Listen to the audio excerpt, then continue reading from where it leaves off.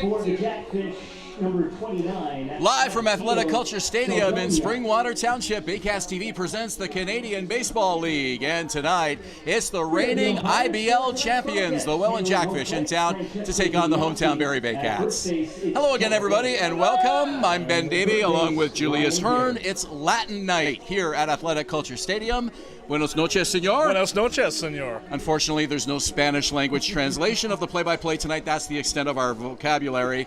But lots of fans dressed in Latin and tropical get up here tonight. It's going to be a fun evening on a warm but somewhat rainy summer evening here at the ballpark. The Welland Jackfish are red hot. They've won 3 in a row and 5 of their last 6. They've managed to pass the Barrie Baycats in the standings coming into this game here tonight. That said, the Baycats are the one team that they still have yet to beat in 2026. Yeah, all 3 matchups between these two teams were relatively early on in the year, and that was before, as Brian Estrie told me pregame, that they had really figured out their pitching staff. A lot of different moves with this Welland Jackfish team over the last month or so, and they've seemed to really figure out the rotation. Abdiel Saldana, he gets the start tonight, his second in the CBL, and a quality start in his first outing. The Jackfish are really confident in his ability. Estrie called him a right-handed Pedro de los Santos, and considering how well Pedro is pitching against the Baycats in his time with Welland, it's going to be a good night for Welland. High praise for sure. As for the Baycats, they've cooled off somewhat after a hot start, looking to regain some consistency. They've been on the wrong end of a couple of high-scoring games here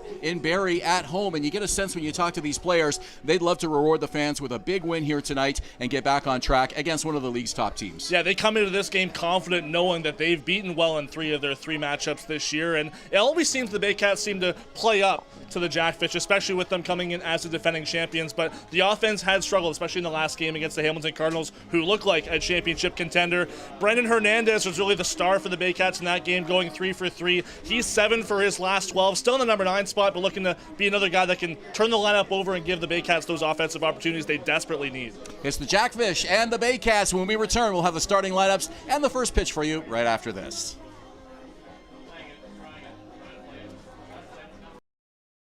Hi, I'm Chrissy Fantz from 400 Chrysler and Barrie Chrysler Dodge Jeep Ram. This year, we are the community partners of the Barrie Baycats. Community is near and dear to our hearts here at the dealerships and one of our core values, so we can support local and shop local.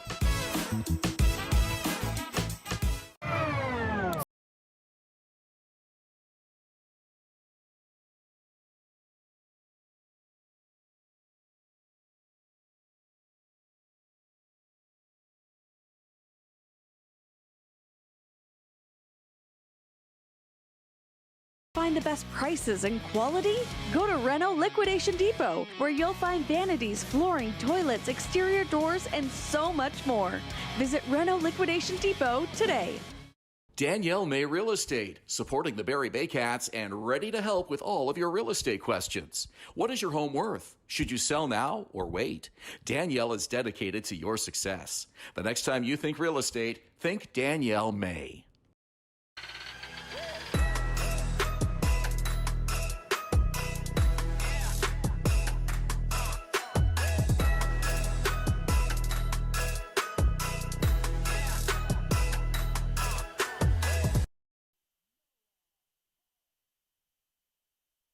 And batting ninth at shortstop, number 11, Brandon Hernandez.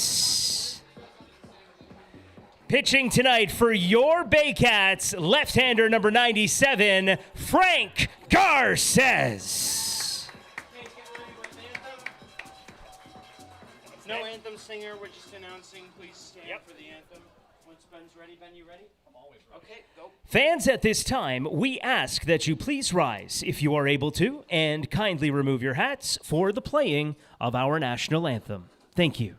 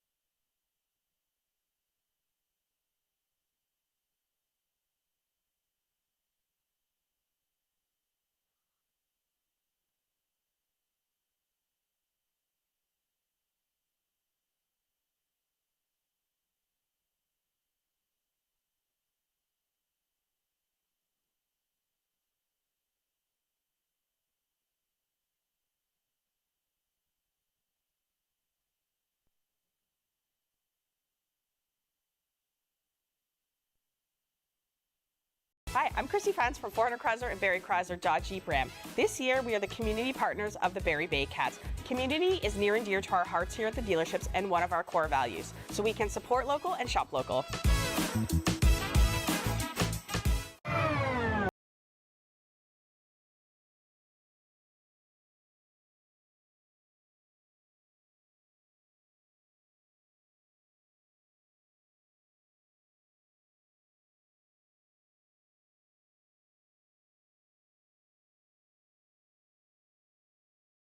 Go to Renault Liquidation Depot, where you'll find vanities, flooring, toilets, exterior doors, and so much more.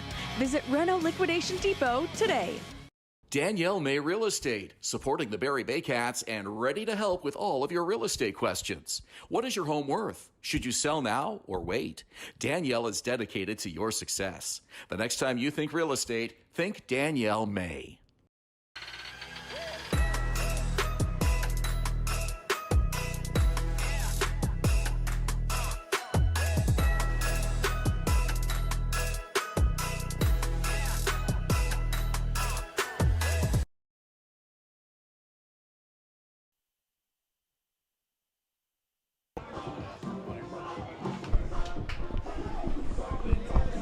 Ben Davy and Julius Hern here at Athletic Kulture Stadium. It's the Welland Jackfish and the Barrie Baycats for the fourth time in 2026. A little bit of a slow start here tonight. Thanks for your patience. The grounds crew doing a fine job getting everything chalked and getting the dirt all ready for the game here this evening. And that outfield grass is probably going to be a little bit slick too. We had quite a bit of rain here earlier today. Yeah, I took a few steps out there. It didn't seem as bad as you might think, but definitely a tiny bit of concerns considering all the rain today. Neither team took batting practice. The teams did warm up in the outfield as usual, but doesn't seem like there's much concern regarding the outfield. I think some of the Jackfish players were rather impressed that it wasn't as wet as they might have expected. Let's take a look at that Welland starting lineup for manager Brian Essery. It's Daike Abe, the left fielder and leadoff man, off to an outstanding start here in 2026. Jonah Weisner batting second at second. The first baseman batting third is Ethan Mann. James Smybert, the cleanup hitter, is at third base. Justin Gideon in right field bats fifth.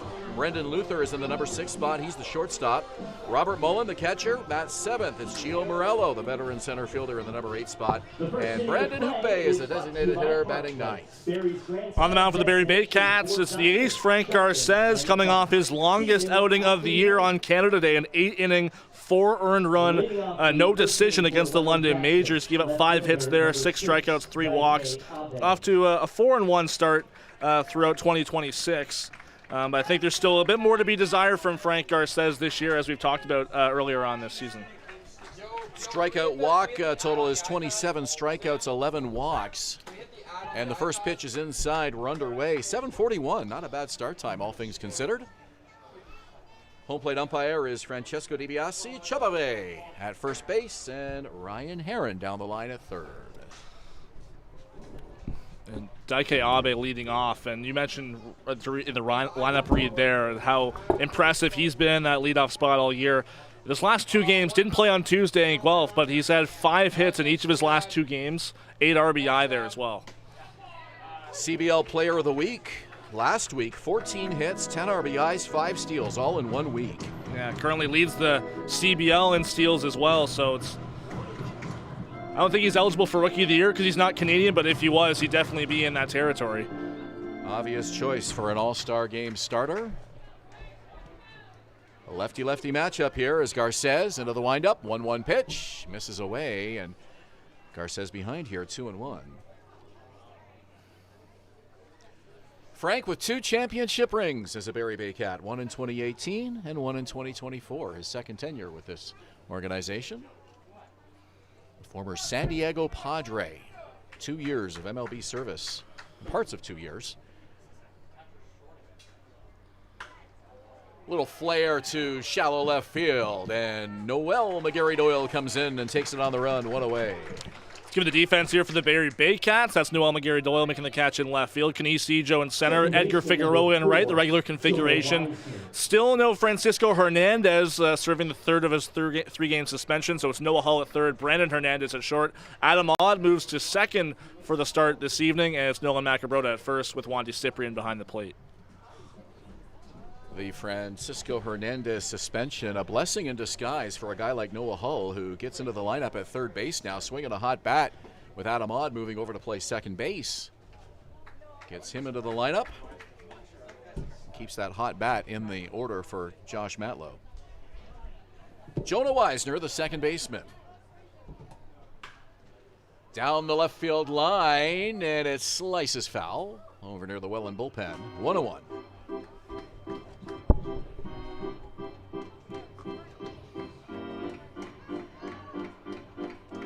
Weisner with 15 doubles to lead the CBL. He's been arguably the Jackfish's most impactful hitter. Holds off on that one. It's down in the zone, 2-1.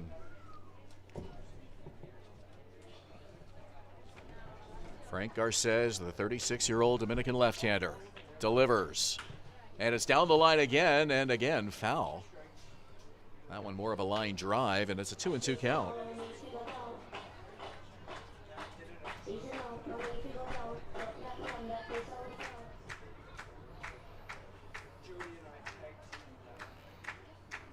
Two-two pitch on the way, and it's up high as Garces wastes one, and Weisner lays off, so the count is now full, 3-2.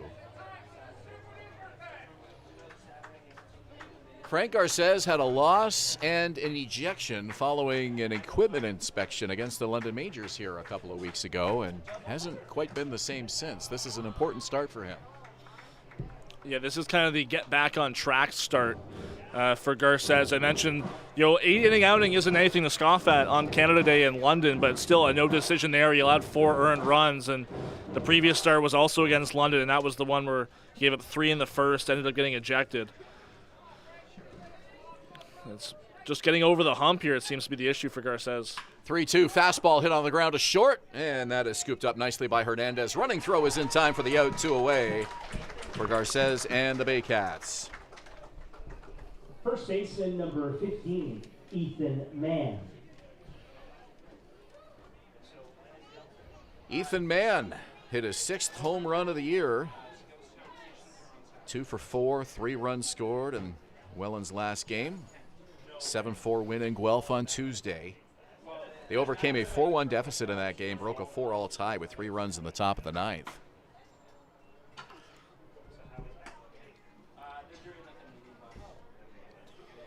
One to know the count to him here. Garces delivers. And that's low and away.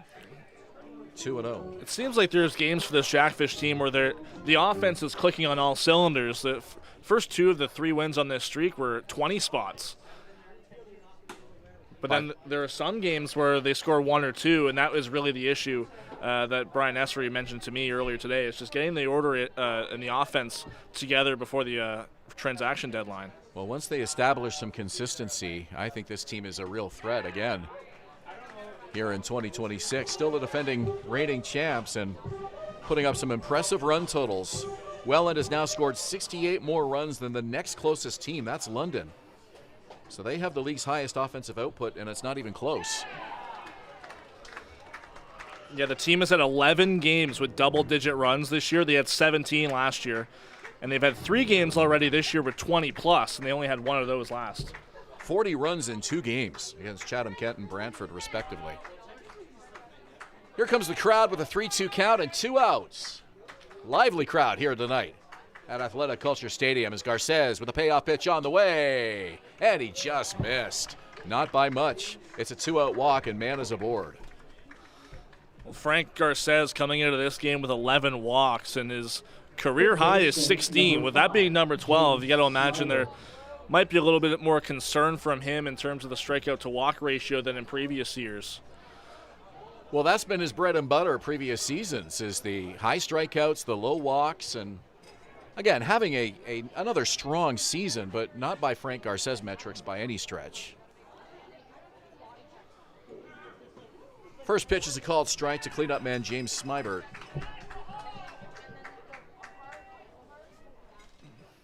A 4-1 record, 3.62 ERA. 12 walks now to go along with the 27 strikeouts. And as you mentioned, creeping in on that season high total. Swing and a miss by Smybert. He's quickly ahead here 0-2. Smybert also been really consistent for Welland, a 13-game hit streak for him, 4 for his last 8. Again this season, no easy outs in this Jackfish lineup. No balls, 2 strikes, 2 outs. Runner goes, pitch from Garces, and it's fouled off to the left. Smybert protects the runner, and the count holds at 0-2. We have some sunshine now for the first time today. Seems like we had a lot of games like that where we get that late sunshine just before 8 o'clock, and we've had a couple games already where it's rained all day and we still got the game in. 0-2, runner does not go, and it's hit in the air to right field. Should stay in the park for Edgar Figueroa. He catches it near the track, and that will do it. Jackfish strand a runner in the top of the first. Barrie coming to bat. You're watching Baycats TV on YouTube and Rogers TV in Barrie. Hi, I'm Chrissy Fans from Fort Chrysler and Barrie Chrysler Dodge Jeep Ram. This year, we are the community partners of the Barrie Baycats. Community is near and dear to our hearts here at the dealerships and one of our core values, so we can support local and shop local.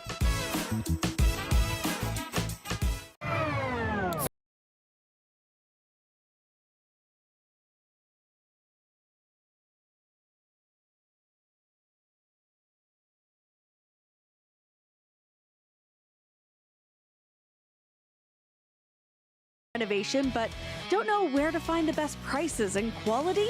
Go to Reno Liquidation Depot, where you'll find vanities, flooring, toilets, exterior doors, and so much more. Visit Reno Liquidation Depot today. Danielle May Real Estate, supporting the Barrie Baycats and ready to help with all of your real estate questions. What is your home worth? Should you sell now or wait? Danielle is dedicated to your success. The next time you think real estate, think Danielle May.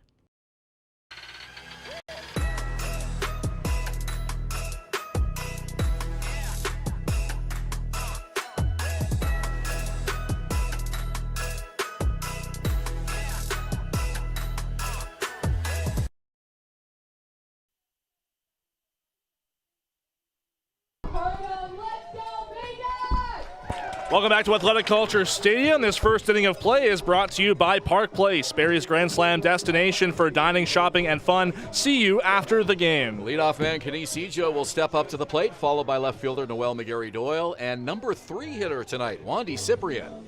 Cleanup man is DH Ryan Rio. Nolan Macabrota hits 5th at first. Right fielder batting 6th, Edgar Figueroa. Adam Ahn bats 7th at second. Noah Hull, the third baseman, batting 8th. And the number 9 hitter is shortstop Brandon Hernandez. On the mound, making his second start of the season since being picked up earlier this month, it's Abdiel Saldana. A big right-hander. As I mentioned earlier, he's kind of the right-handed version of Pedro de los Santos. Had a really nice start against Hamilton his first time out, a quality start. Ended up in a no decision for him there. Looks a lot like Pedro out there on the mound, doesn't he? He does. 30-year-old rookie, officially, here in the CBL, his first season in this league. Played at various levels previously in his career. And no relation to Enrique Saldana, who former Jackfish pitcher and former Hamilton Cardinal pitcher as well. He's currently in the Mexican League. Listed at 5'11", 195. Take your guess. 2-1 the count.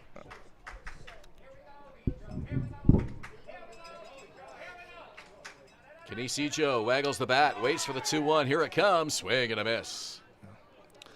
Saldana, a 4-pitch pitcher. Fastball heavy early, but you'll start to see a slider more to righties here like Kinesijo, and then more to lefties like with Noel McGarry-Doyle, who's on deck. You might start to see the changeup coming in later in counts, but he also features a curveball. Swing and a miss. Comes right at him with a fastball, and Ijo couldn't connect. One away. Let's give it the defense here for the Welland Jackfish behind Saldana. Daike Abe back in left field. Gio Morello in center. Justin Gideon is in right field. James Smybert gets the start at third base with Brendan Luther at short, Jonah Weisner at second, and Ethan Mann at first with Robert Mullen, the regular catcher, behind the dish. And here comes the hot-hitting Noel McGarry-Doyle. 2 dangerous hitters, 1-2 at the top of this Baycat lineup. Ijo and McGarry-Doyle, both all-star starters this weekend in Chatham-Kent. Yeah, Ejo's struggling a bit, but it seems like McGarry Dole has been much more consistent, especially after his injury. Now second in batting average to former teammate Malik Williams, who now leads the CBL with Kitchener Panthers. Noel hitting .438. Williams is at .443. Yeah, McGarry Doyle, his average was approaching .480 just a week or so ago, but last couple games hasn't been able to keep the same kind of performance, and it's dropped a few points, but still within the league leaders and within striking distance of top spot. And the .506 on base percentage is best in the CBL still. So well deserving of first team All-Star honors. 2-1 pitch on the ground to third. Picked up and thrown across by Smybert in plenty of time. 2 away here in the bottom of the first inning. And here comes Wandy Cyprian. Center fielder number 21. The catcher number 21, Wandy Cyprian. You were mentioning before the broadcast, Julius, we were trying to recall the last time a Baycat catcher hit in the top 3 in the batting order. This is the first time in a while, and Wandy Cyprian being rewarded for some outstanding play early on here this season. Yeah, him and Edgar Figueroa switching spots in the lineup, and curious to see what the thought process there is from Josh Matlow. And it's his first game back. He served a 1-game suspension on Saturday, but still, managerial duties right in the lineup for that game as well. But usually you see the catchers in the number 8 spot, maybe the number 7 spot. So this one very much an outlier compared to the rest of the lineups we've seen over the last couple seasons or so. So the Baycats with 4 All-Star Game starters, and you've seen all 4 of them already tonight. Frank Garces, starting pitcher, and now Wandy Cyprian following Noel McGarry Doyle and Kenise Ejo, 2/3 of the outfield. And then you got Ryan Rio, who's on deck, who is going to be taking part in the home run derby. 1-2 pitch outside and goes all the way to the screen. 2-2. That team, of course, will be managed by Baycat manager Josh Matlow. And, of course, it's North Division versus South Division. So those unfamiliar with the format, the North Division is Barrie, Toronto, Hamilton, Guelph, and Kitchener. Welland in the South Division, the other team that played in the IBL Championship Series against Barrie last year. And Welland joins Chatham, Kent, London, and Brantford on that side on Sunday afternoon. I think the hope is that once there's more teams in this league, that is how a division would be throughout the season, but that's just being how they divide the rosters for All-Star Game festivities. 2-2, swing and a miss. 2 strikeouts in the inning for Abdiel Saldana, and the Baycats go 3 up, 3 down in the bottom of the first inning. No score after an inning here at Athletic Kulture Stadium in Springwater Township. Thinking about doing a renovation but don't know where to find the best prices and quality? Go to Reno Liquidation Depot, where you'll find vanities, flooring, toilets, exterior doors, and so much more. Visit Reno Liquidation Depot today. The juice is the best way to add zing to your Jersey Mike sub. Real red wine vinegar and olive oil blend. And I like a lot of juice. Pour it on. Go ahead. Go on. I can take it. Step up to the plate at Park Place. The latest fashion, delicious dining, exciting entertainment. Hungry after the game? Stop by one of their patios or grab a sweet treat for a grand slam of flavors to satisfy every craving. Park Place, where every visit is a home run.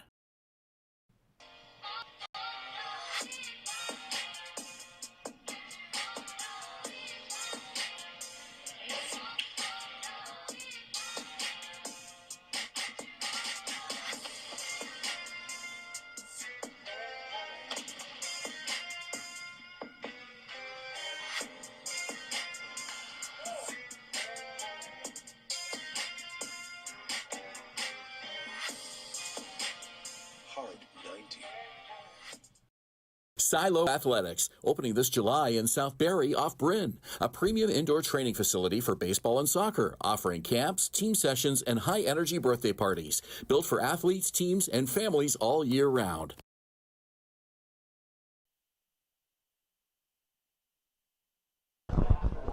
Second inning here at Athletic Kulture Stadium is the Jackfish and the Baycats for the 4th time in the 2026 regular season. Barrie a perfect 3-0. Putting that on the line here against the defending champs this evening at home. Well, it's Latin night here at the ballpark, and the music kind of capturing that vibe, and you got to expect that the players probably had some say in the music selection here between innings. Frank Garces was out there dancing behind him out a little bit. Nice to see him feeling loose tonight. Absolutely. I remember I sent our media director, Samuel Coyne, a playlist last year for Media Night. I think a few of those songs made a repeat appearance this year, but definitely there was a bit more of the Spanish flair this time around. You could really hear the Bad Bunny and some of the other Latin artists, especially during pregame warm-ups and while the grounds crew was getting the field together. Well, I'm glad they give your music some consideration because my song requests largely get ignored. Although I will give them credit. They picked Chicago's Saturday in the Park. Yes. On Saturday afternoon, the 4th of July. That was the perfect song for that day. I had to explain the song to them before they went ahead and played it. I just said, trust me, it's going to sound amazing today. At bat for Welland, right fielder number Now, the jerseys are different here tonight, too. I'm sure... I'm curious what your thoughts are on the Latin jerseys. Well, I love it, especially on a theme night like tonight. It's a Throwback Thursday red still, but definitely a different flavor.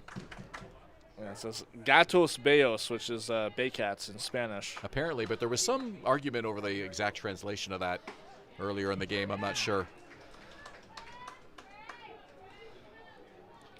0-1 the count to Justin Gideon.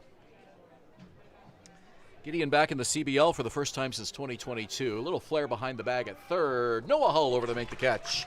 In foul territory, one away. Here comes Brendan Luther. That's a nice quick out there for Frank Garces. He was at 21 pitches coming into this inning, so trying to bring the average total down a little bit, be a little bit more efficient. As I mentioned earlier, it's kind of been the early parts of games, the first 3 innings, that have really hurt him when it comes to some of his rougher starts.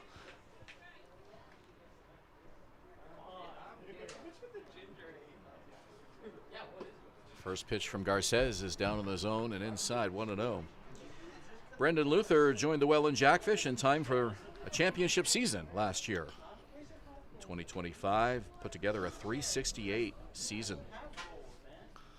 3 homers, 31 RBIs.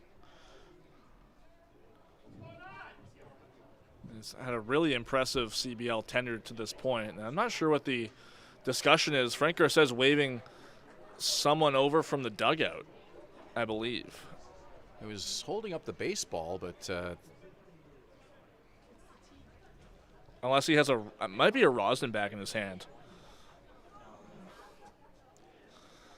Home plate umpire Francisco DiBiase out to see what the issue might be. The whole infield is going to come in here, including Baycat manager Josh Matlow. And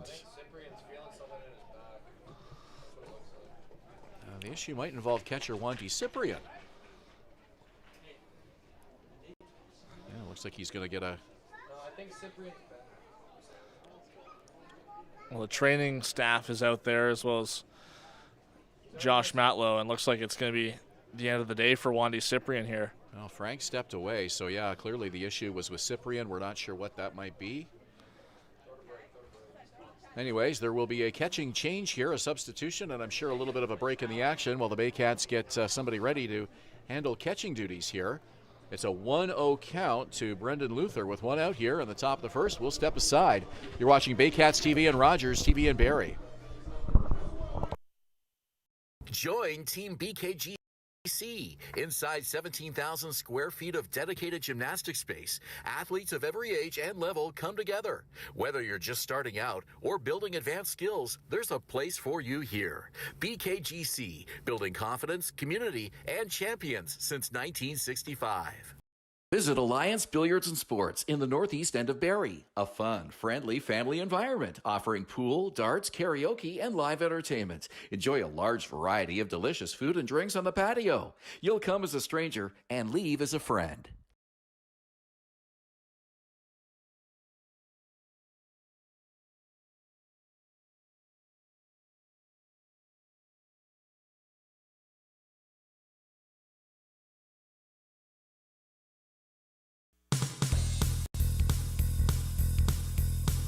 Join us this summer at the Baycats Summer Baseball Camp.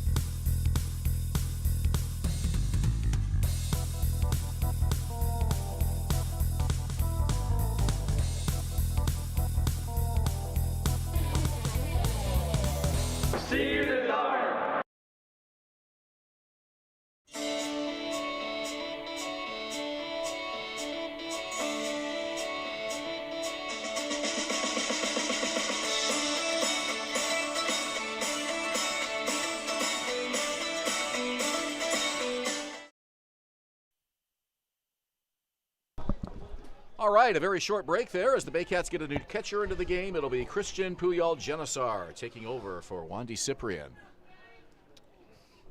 It seems like the exit of Wandy Cyprian just out of an abundance of caution. The Baycats also play tomorrow in Brantford, and then it's the All-Star game. Wandy struck out to end the bottom of the first inning and then came out for the first out of the top of the second, and then it was interesting how he went out to the mound. But it was Wandy with the issue, whatever it was. Well, that'll lead me to believe that the injury might be swing-related. Swing and a miss by Luther, and the count is now 1-2.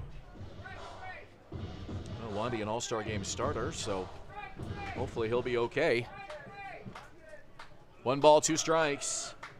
Luther's ready, holds that bat down low, just above the belt. Here's the pitch on the way, and it's fouled away.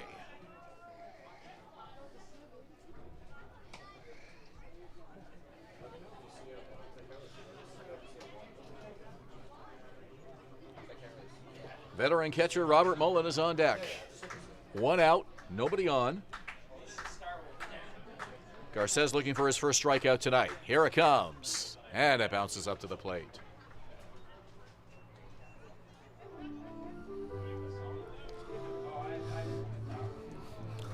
"21 degrees here in Barrie, Humidex 27 at game time. Muggy night, but comfortably warm. That intense heat that we had last week has certainly eased off. 2-2 pitch on the ground to second. Adam Odd gobbles it up, makes the throw in time. Odd with a kind of a sidearm drop-down toss there on that routine play. Catcher number 20. I think Adam Odd, and hasn't started at second base in quite a while, so it's not necessarily something to get used to for him, but definitely a bit of an adjustment. And usually you see that sidearm toss from third base or short, especially with the longer throws.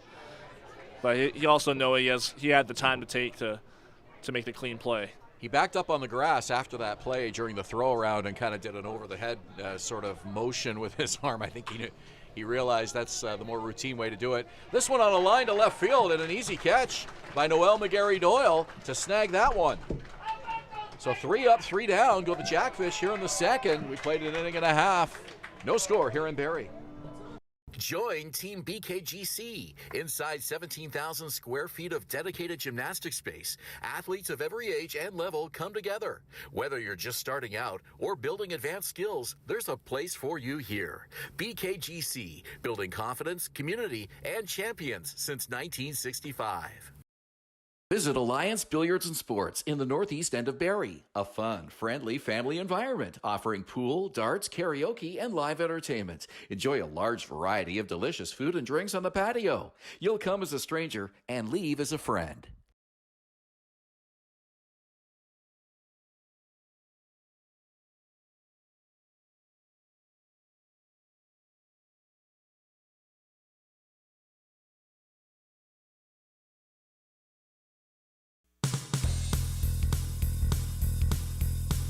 Join us this summer at the Baycats Summer Baseball Camp.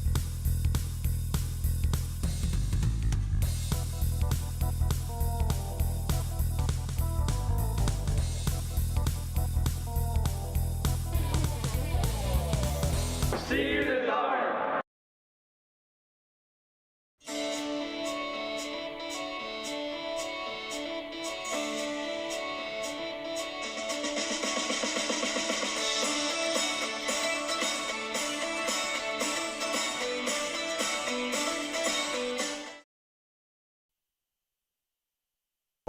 Welcome back to Athletic Culture Stadium. It's the bottom of the second inning, and it's brought to you by Silo Athletics, a next-level indoor facility for baseball and soccer featuring training programs, camps, and private events opening this month. It's 2 teams looking for their first hit of the game. We go to the bottom of the second inning, and it'll be Ryan Rio to lead it off against Abdiel Saldana. Ryan Rio. Rio, Macabrota, and Figueroa due up for Barrie here in the bottom of the second. Shadows across the field now with some pretty bright sunshine as the sun sets in the sky. And the first pitch on the way to Rio, and he's swinging, chops it to first. It's a fair ball. And 1 out as man steps on the bag. Rio still holding the bat. He was sure that was a foul, and Has a quick word for Chubave as he heads back to the dugout. Yeah, he clearly doesn't agree with that call. He didn't even let go of the bat or make much of an attempt to run to first base. He thought that was foul all the way, but goes to show you still got to run out the ground ball, even if you think it might be foul. You never know what's going to happen. Gloved cleanly by Mann, and he did the right thing. Just went straight to the bag, regardless of the call. And Chubave called that a fair ball in play.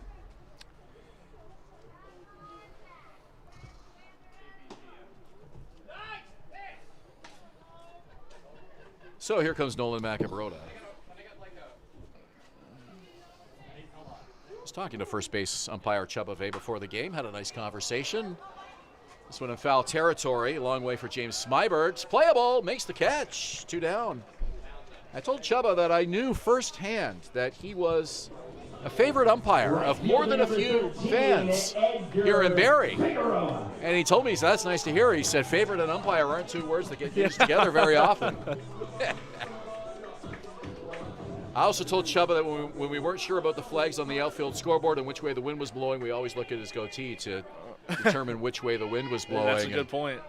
Chubba said, well, that can somewhat be reliable, depending on how much gel he puts in his beard. Figueroa with the first hit of the game for the Baycats. 1 on, 2 out.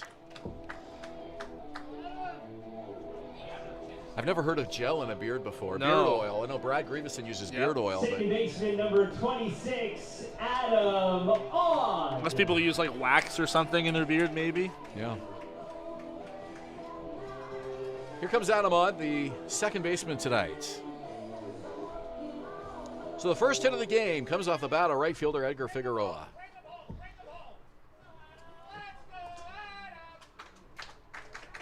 Two out in the second. Runner goes. Here's the throw down. And the ball gets away. Into second is Figueroa.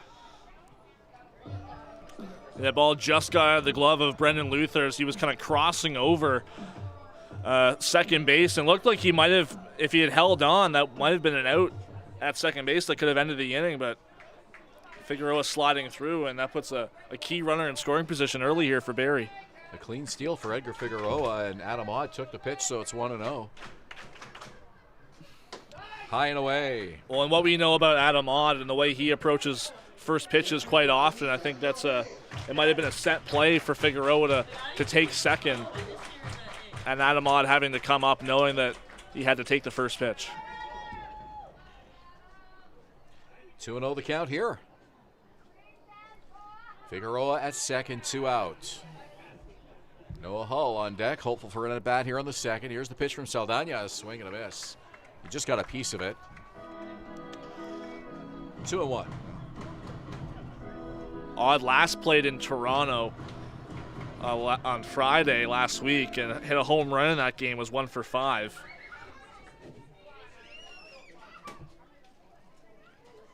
Two and one coming up from Saldana. Checks the runner. Figueroa dancing around. Here's the pitch. Swing and a miss.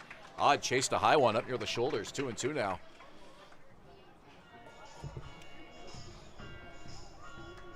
Lively fastball tonight by Abdiel Saldana. The 30-year-old right-hander looks in to the belt.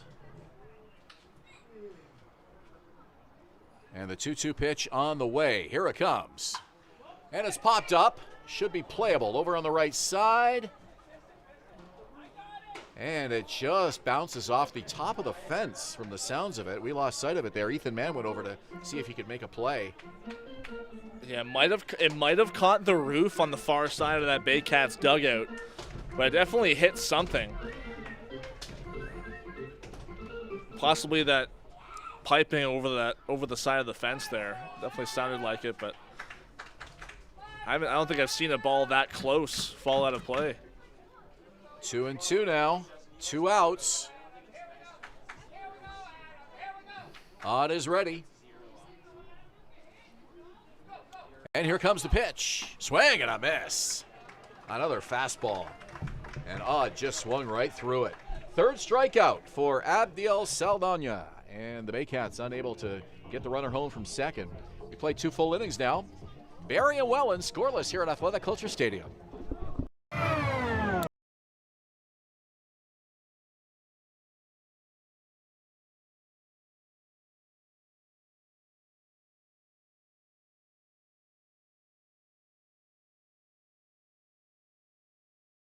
Mike's a sub above? Is it the premium meats and cheeses, sliced on the spot and piled high on their in-store baked bread? Or could it be their hot, freshly grilled subs? How about all of the above? Jersey Mike's, a sub above. Hi, I'm Chrissy Fans from 400 Chrysler and Barrie Chrysler Dodge Jeep Ram. This year, we are the community partners of the Barrie Baycats. Community is near and dear to our hearts here at the dealerships and one of our core values, so we can support local and shop local. Join Team BKGC. Inside 17,000 square feet of dedicated gymnastic space, athletes of every age and level come together. Whether you're just starting out or building advanced skills, there's a place for you here. BKGC, building confidence, community, and champions since 1965. Step up to the plate at Park Place. The latest fashion, delicious dining, exciting entertainment. Hungry after the game? Stop by one of their patios or grab a sweet treat for a grand slam of flavors to satisfy every craving. Park Place, where every visit is a home run.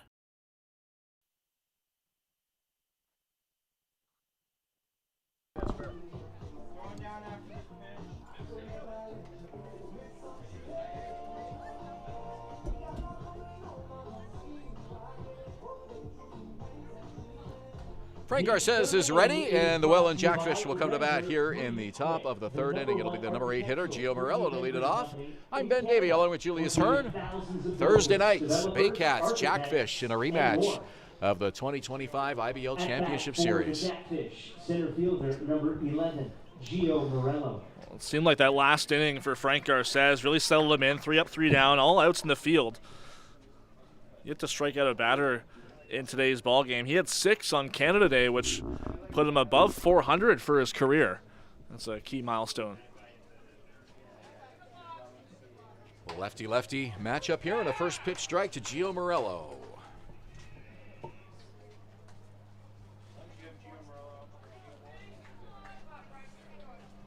Welland Jackfish, the reigning IBL champions. And that will be the last time we say that. Yeah. With this new version of the league, the Canadian Baseball League, and the first champion will be crowned this season of the CBL. No balls, 2 strikes. Pitch on the way from Garces. High fly ball left center field. Noel McGarry Doyle has it. Takes it for the out. 1 away.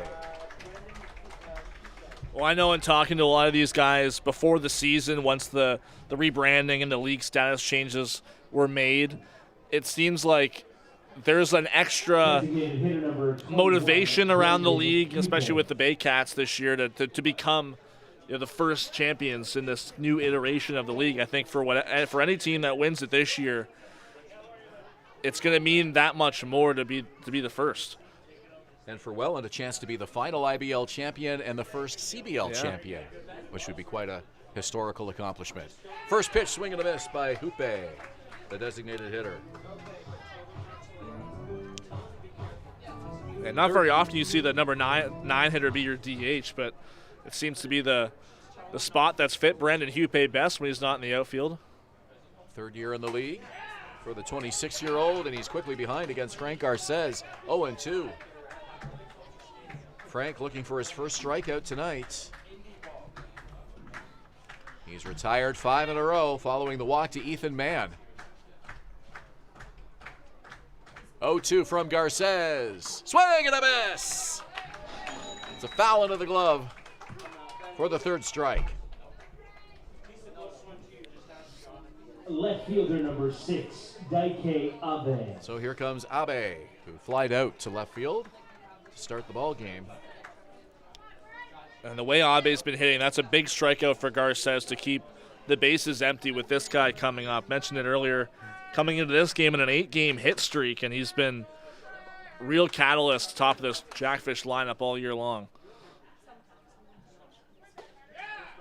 Jackfish with 4 flyouts so far in this game. 3 of them have been to Noel McGarry Doyle in left field. Abe 0 for 1. Here's the pitch from Garces, and it's a called strike. I think the interesting thing, all 3 flyouts have been by left-handed hitters. So those lefties going opposite field to, eventually be put out by McGarry Doyle in left. Gets a piece, and it's 1-2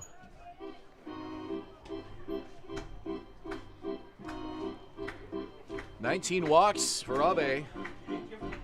496 on base percentage. He's behind in the count here, 1-2 though, with 2 out. Base is clear behind Frank Garces as he looks to finish off the Jackfish here in the 3rd inning. Here's the pitch, and it's on the ground. Over the mound, Hernandez with a high hop makes the throw, and it's in time for the out. Jackfish 3 up, 3 down for the 2nd consecutive inning. 2.5 quick innings here at Athletic Culture Stadium. We're still scoreless. You're watching Rogers TV in Barrie, Baycats TV YouTube.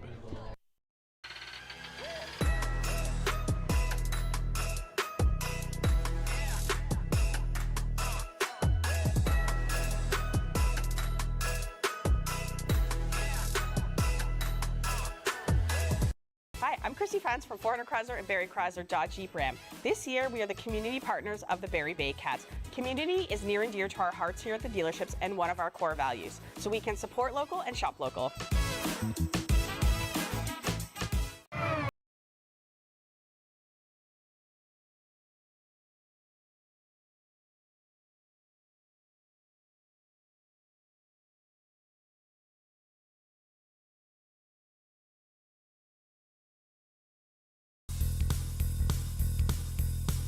Join us this summer at the Baycats Summer Baseball Camp.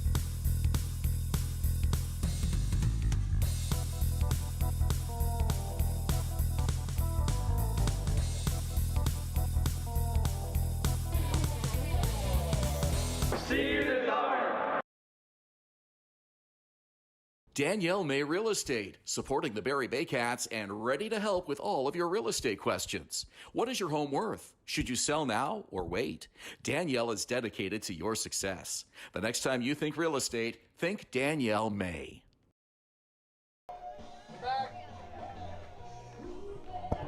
Welcome back to Athletic Culture Stadium. Getting started here in the 3rd inning, and it's brought to you by Render 3D Quick, the #1 architectural 3D rendering company in Canada, working with thousands of builders, developers, architects, and more. That's the voice of Julius Hern. This is the voice of Ben Davy, and that was the voice of 8-year-old Brock, our Junior Baycats PA announcer. Here in this bottom of the 3rd inning, and first pitch swinging is Noah Hull. Hits it deep to left field, and the catch is made in deep left against the wall. Daike Abe had barely a foot or two to go.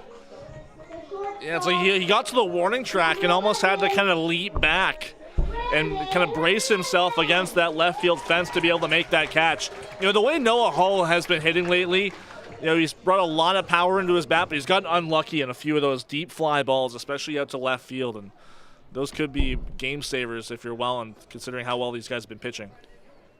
Hit to second. Wisner the throw, 2 quick outs here. This is not going well for 8-year-old Brock, who I'm sure wanted a little more time on the microphone here tonight. Number 7, Ijo. Great call on Kenise Ijo. There's something about this year's Junior Baycats that have been extremely impressive. What were you doing when you were 8 years old? So probably 3rd grade. Oh, man. I didn't even own a radio yet when I was 8 years old.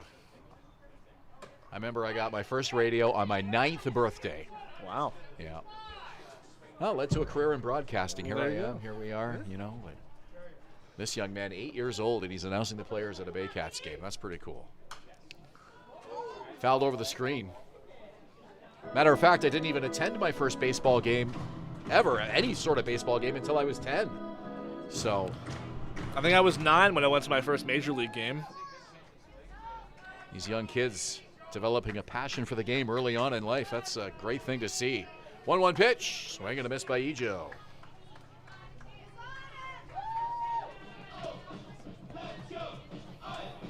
Saldana averaging about 10 pitches an inning here. He's at 30 now and about to finish off the Baycats in the 3rd. He's got a 1-2 count on Kenise Ijo. If you can keep that pitch count to 10 per inning, you're doing pretty good. Well, Adam Maud, he struck out to end the 2nd inning, but gave Saldana a good at-bat, fouled off a couple pitches, and brought that pitch count up incrementally. But every out, aside from the strikeouts, have been really quick, and Saldana has 3 of them. Baycats very aggressive at the plate tonight and not trying to work the counts deep at all. They're just trying to get some offense going, get some base runners here. They've only had one base runner so far. That was the hit by Edgar Figueroa with 2 out in the second. That one framed by Robert Mullen. Didn't get the call, just on the outside edge of the plate. 3-2 now. Well, this is the 5th game of July, and it's been 13 strikeouts in those 4 games for Kenice Eja. That's been the one thing that he's really been struggling with this year. And they appeal at first. He did not go, says Chubave. That was close. He was able to pull the bat back. It draws a 2-out walk. And that's going to give Ejo some confidence. That's only the 2nd walk he's drawn this year. And I think you might look at him being in the leadoff spot for a really good portion of this year. He was dropped out of the number 2 spot last week in Toronto, but then you might expect a little bit more, those free passes coming in the leadoff spot. So that for him might build some confidence moving forward to take a few more pitches. Yeah, he worked a walk with a full count there. First pitch outside to Noel McGarry Doyle. So 2 outs, 1 on, second base runner for Barrie.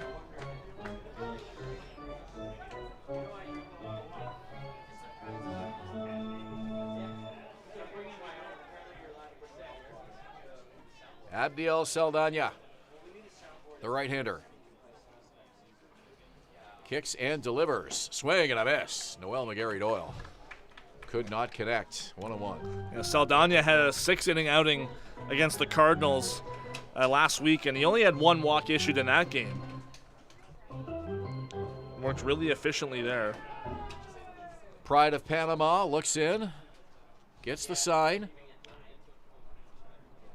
1-1 on the way. Ejo the lead at first. There he goes. Pitch is high. Here's the throw by Mullen. The tag. They got him. What a throw by Robert Mullen. Catch and release. And the Jackfish get off the field in the bottom of the 3rd inning. Still no score. Welland and Barrie.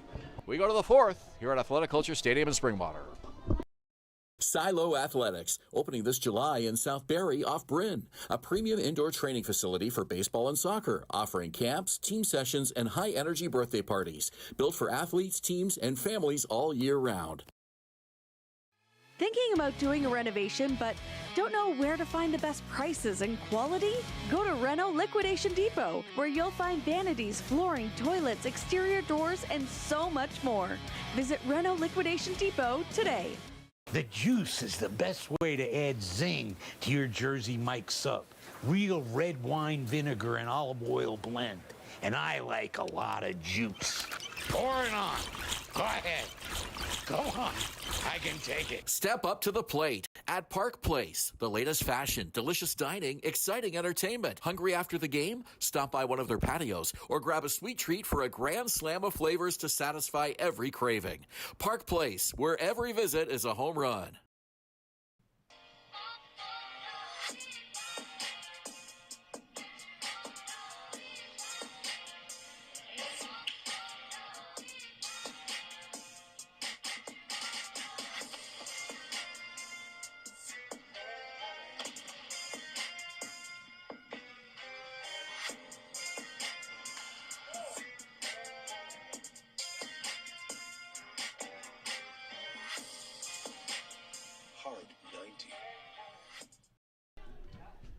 Top of the 4th inning here in the township of Springwater, home of Athletic Culture Stadium, the Barrie Baycats and the Welland Jackfish in a scoreless tie.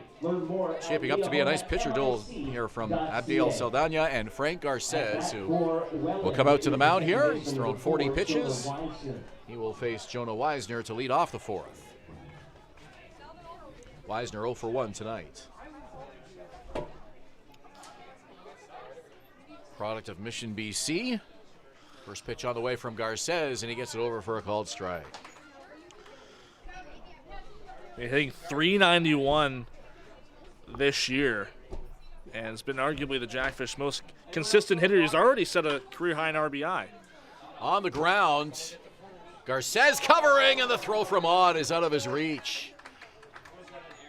Little confusion there with Nolan Macabrota coming off the bag. It looked like he was thinking about playing it, left it for the second baseman, Odd. Macabrota was way out of position to get back and cover the bag, and Garces was in the right spot, but a bad throw by Odd. Yeah, they scored that one an error. I'm not sure if I necessarily agree with that. It looked like the confusion with Macabrota and Garces not quite getting to first base just in time might have yielded a hit if I was scoring the game, but Julius, a hit. I got it a hit. and never mind, that's been changed. So we'll go down as a hit for Wisner. This one down the line, and it's in foul territory. Strike one. Ethan Mann, who was the first base runner for the Jackfish, drew a 2-out walk in the first inning. So that's the first hit off Frank Garces here in the fourth inning. Adam Odd might have been the first guy that would say, I'll take the error on that. And each team with a hit now. Leadoff man aboard for the Jackfish for the first time tonight. That one's fouled off 0-2. It would have been the 7th error of the year for Adam Odd. Most of those obviously coming on the left side of the infield. He said most of the time at third base this year, a couple appearances at short. Well, given the high total, maybe he wouldn't be so anxious to take the error for his pitcher. I'm not sure. 0-2 now. Garces kicks, delivers, and it's high and in tight. 1-2. So the CBL All-Star Weekend is straight ahead in Chatham-Kent. Saturday, the skills competition at 5:30. The CBL All-Star Game will have a first pitch Sunday afternoon of 2:05. Popped up, and that's foul. And a fireworks show to follow the Home Run Derby Saturday night at 8 p.m. So you're saying the fireworks show to follow the fireworks show? Yeah. Home run fireworks and then real fireworks to follow. Sounds like a great weekend. If you can get down there and enjoy it, by all means. The first time it's been multi-day. The last couple of years, it's been everything on the same afternoon, evening. Swing and a miss. So that is the second strikeout for Frank Garces. Man goes down, one away. Here's James Smyber. Well, a lot of players and fans getting hotels anyways, so being a long drive to Chatham-Kent this year kind of makes sense to spread it out and make it an entire weekend of festivities. But lots of fun planned. Family-friendly fun zone. 6 live music performances are scheduled. There's a celebrity meet and greet, and 2 days packed with baseball and other great activities. So definitely worth checking out. Popped up. Right side, Odd on the dirt. Takes it for the second out. I imagine Fergie Jenkins might be part of that celebrity meet and greet, potentially, given his... surprise me. He shows up at any big event happening in Chatham-Kent. Saw Fergie at the Canadian Baseball Hall of Fame a couple of years ago. He's a regular attendee there for Hall of Fame induction weekend.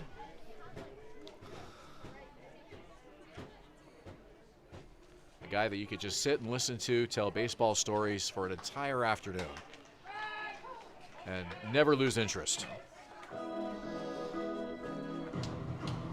2 out, 1 on. It's Wisner at first. Justin Gideon at the plate.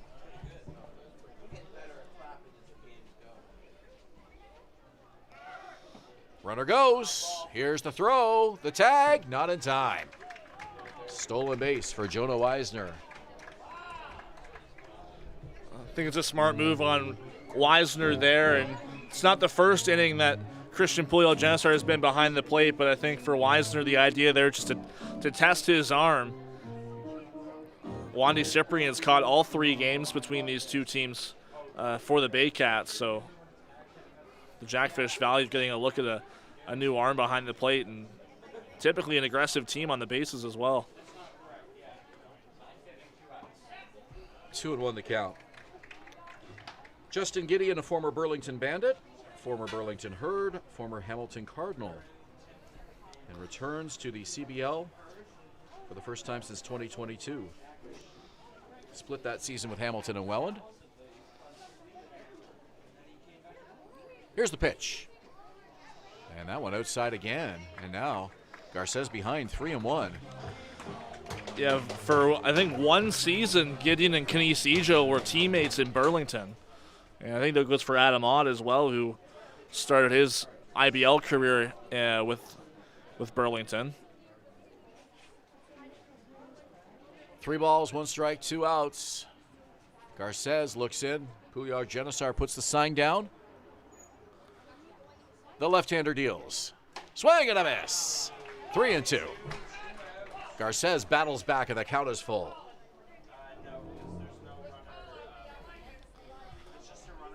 Every so often, Frank dials up that fastball, and you saw the heat there.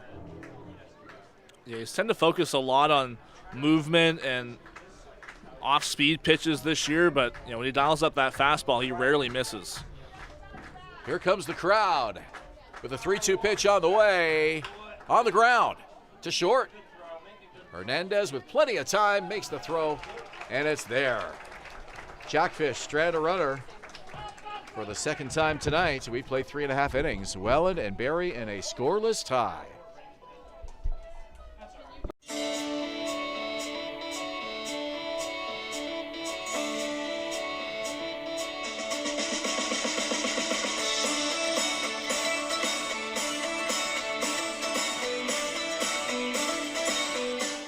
Join Team BKGC. Inside 17,000 square feet of dedicated gymnastic space, athletes of every age and level come together. Whether you're just starting out or building advanced skills, there's a place for you here. BKGC, building confidence, community, and champions since 1965. Visit Alliance Billiards and Sports in the northeast end of Barrie. A fun, friendly family environment offering pool, darts, karaoke, and live entertainment. Enjoy a large variety of delicious food and drinks on the patio. You'll come as a stranger and leave as a friend.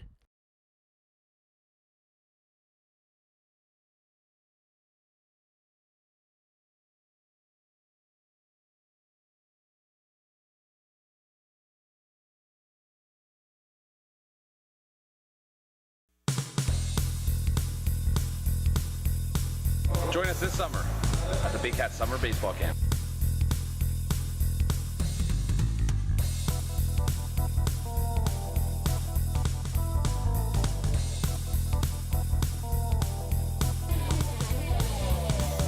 See you this summer.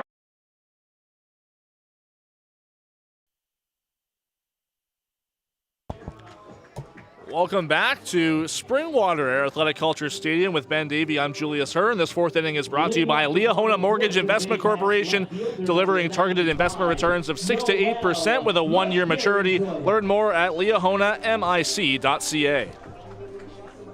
Noel McGarry Doyle will come to the plate with a fresh count as Canisijo was caught stealing to end the third inning. Drew a 2-out walk, was nabbed by Robert Mullen, who made a perfect throw. Baycats with just 2 base runners in this game so far, and Ejo was one of them. Ejo hasn't been as aggressive as you might expect this year, but it looked like he got a great jump there, but an even better throw from Mullen to end the frame. McGarry Doyle with a ground ball, and it short hops the third baseman, picks it up. Smybert the throw, not in time, but what a recovery by James Smybert at third. I'm curious to see how they scored that one. That was a hot shot, almost looked like it got off the end of the bat. It's going to be scored an error on Smybert. It really hopped up from the lip of the turf at the dirt and caught Smybert up in the chest. Looks like he's okay, but again, you got to commend the recovery there. And I think if it was most other base runners, that would have been an out at first base. Boy, oh boy, that is a tough error for James Smybert. An absolute hot shot that took a wicked hop, hit him in the chest, and I commend him for the effort to get a good throw off anyways, despite that. See, I would have given Adam Odd the error and not James Smybert. 2 plays so far tonight. That's fair. Both of them could have gone either way. Runner goes, and a bunt. Smybert, 1 play, and he makes it, and going to third, and the slide, and they got him! Noel McGarry Doyle decided to take another 90 feet of real estate, but the Jackfish were right on it. Well, McGarry Doyle saw that Brendan Luther was a bit slow to cover third base because James Smybert had to come in to field that bunt, and more than halfway down the line toward home plate. And Noel McGarry Doyle did not break stride, but it was a perfect throw from Ethan Mann that made that double play possible. So a 5-3-5 double play. Did I score that right? 5-3-6. 5-3-6 with a shortstop coming in, Luther. You probably won't write that in your scorebook again anytime soon, Julius. It's still going to go down as a sacrifice for Puyol Genesar, though.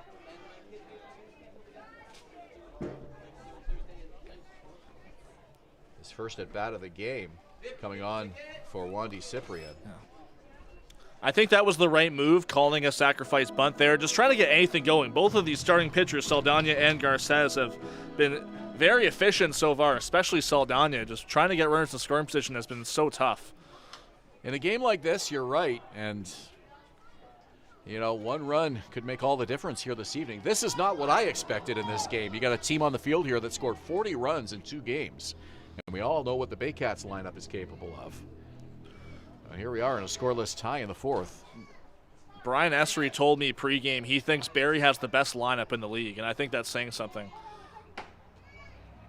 High praise from the reigning IBL champion manager, Brian Essery. Well, especially from a manager whose team has been the best in terms of scoring runs this year. Yeah, it's not even close. 2-2. Called strike 3 on Ryan Rio. He turns away in disbelief.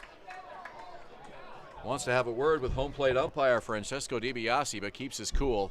That will do it. So that 4th inning ended quickly for the Baycats after the single by Noel McGarry Doyle. A double play and a strikeout, and that will end the 4th. We go to the 5th. Scoreless tie, Jackfish Baycats here at Athletic Kulture Stadium in Springwater.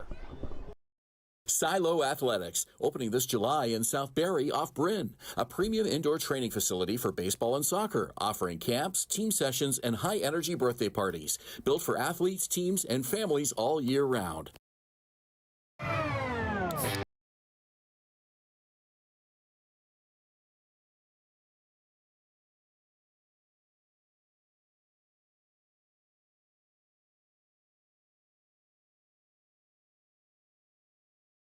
Is sub above? Is it the premium meats and cheeses sliced on the spot and piled high on their in-store baked bread? Or could it be their hot, freshly grilled subs? How about all of the above? Jersey Mike's, a sub above.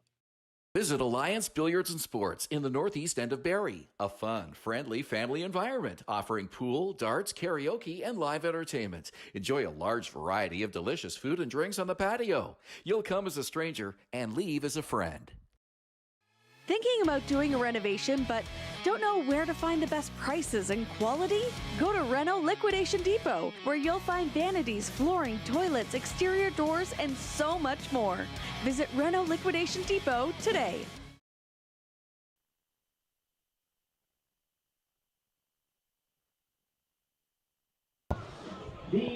Welcome back to Athletic Kulture Stadium with Ben Davy. I'm Julius Hern. It's the top of the 5th inning in what has been so far a pitcher's duel. Frank Garces for Barrie, Abdiel Saldana for the Jackfish. Garces, coming into this 5th inning, is only allowed a hit and a walk. Sits at number 54 pitches, as it'll be Brendan Luther to lead things off for the Jackfish.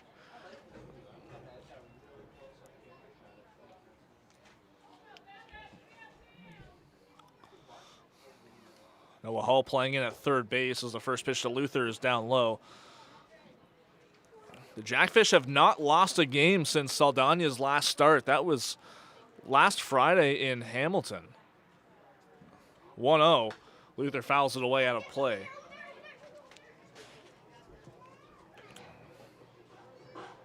It was a close game. It was a one-run game decided in the late innings at Bernie Arbor Memorial Stadium.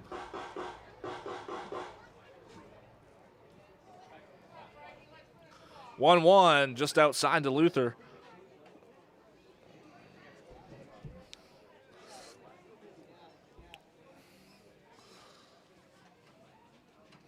Garces looking to bounce back after a loss and a no decision in each of his last 2 starts, both against the majors. So 2-1, he fouls it away.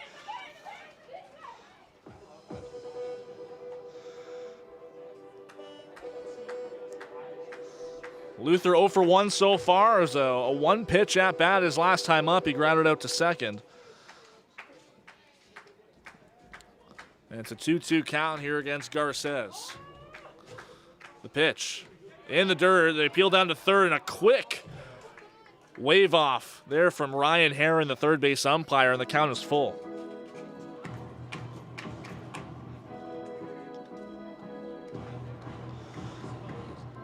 Surprisingly, this is Garces' first appearance against the Jackfish this year. Usually you'd see Josh Matlow kind of line up his starts, but it just hasn't been the way the schedule's fallen this year for the Baycats. 3-2 pitch. Just inside, called strike 3. Third strikeout of the ball game for Garces, and one away here in the 5th. Definitely been a pitcher's strike zone both ways so far tonight, and Frank taking advantage of that, getting Luther to lead off the 5th inning. And yeah, you mentioned the first time that the Jackfish faced Garces this year. I remember last year, a lot of fans were wondering, well, why was Welland always seeing Frank Garces? It almost seemed like the way it was lining up that they were always facing him in 2025. First pitch, but Robert Mullen is fouled back to the screen. Well, 2 of the starts, I believe, this year have been Saul Vasquez. And the other was Juan Mejia, I believe. 0-1 at just outside. Now, Juan Mejia got that start in the only matchup between these two teams at this ballpark, and it was Vasquez with both starts in Welland. 1-1. Just outside, part of the plate. Call the strike. It's 1-2.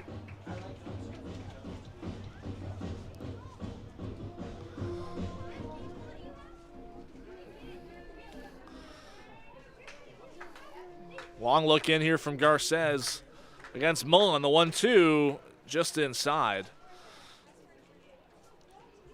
Robert Mullen with 2 championship rings. One with Jackfish last year and then a champion in 2022 with the London Majors. His one and only season in London. A really consistent slugger in this league across his time with both franchises. Here's the 2-2.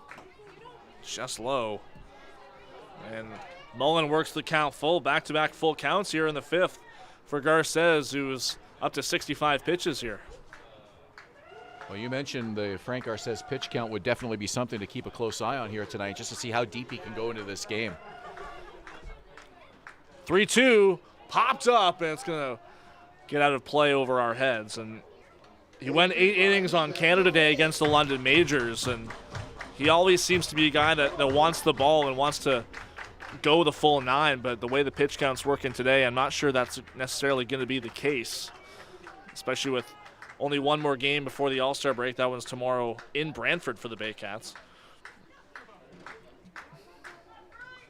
And time is called, I believe, called by Mullen as he steps out here before a 3-2. Yeah, late call by Mullen as Garces already took a step back, so Mullen using his disengagement here and his timeout to maybe throw off Frank's rhythm a little bit.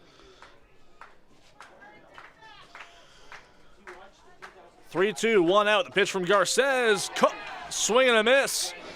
Mullen tried to hold up, but it's back-to-back case for Garces. 2 down. Well, it took a while for Garces to get his first strikeout tonight. It came with 1 out in the 3rd, but he now has 4, including back-to-back strikeouts here in this 5th inning. Showing lots of power on that fastball. That seems to be the pitch that he's finishing these hitters off with. Brings up Gio Morello. Try and keep things going for the Jackfish here in the 5th.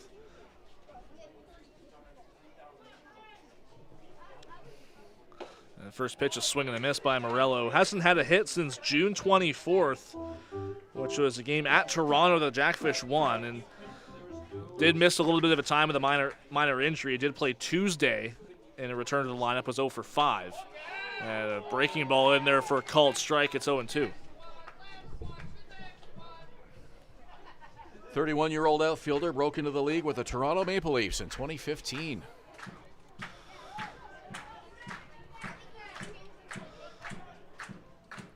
Oh, 2 outs. Pitch from Garces. On the ground, a 1-hopper to Hernandez. And he fires over to first base in time. It's another 1-2-3 inning for Frank Garces. And it's still a scoreless tie between Welland and Barrie as we go to the bottom of the 5th inning here at Athletic Culture Stadium. Danielle May Real Estate, supporting the Barrie Baycats and ready to help with all of your real estate questions. What is your home worth? Should you sell now or wait? Danielle is dedicated to your success. The next time you think real estate, think Danielle May.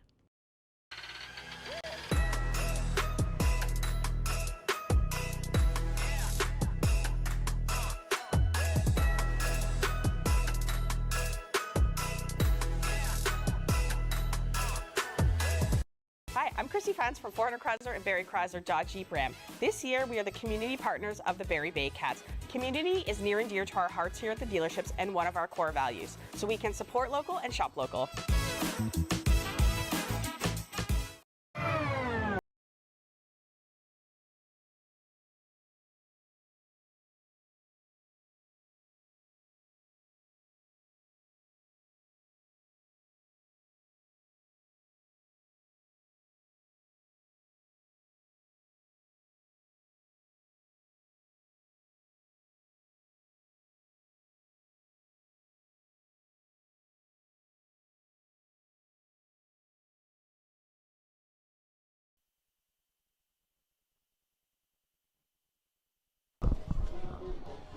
Ben Davy and Julius Hern at Athletic Kulture Stadium as we get set for the bottom of the fifth inning. It's brought to you by One-Eyed Jack Barrie.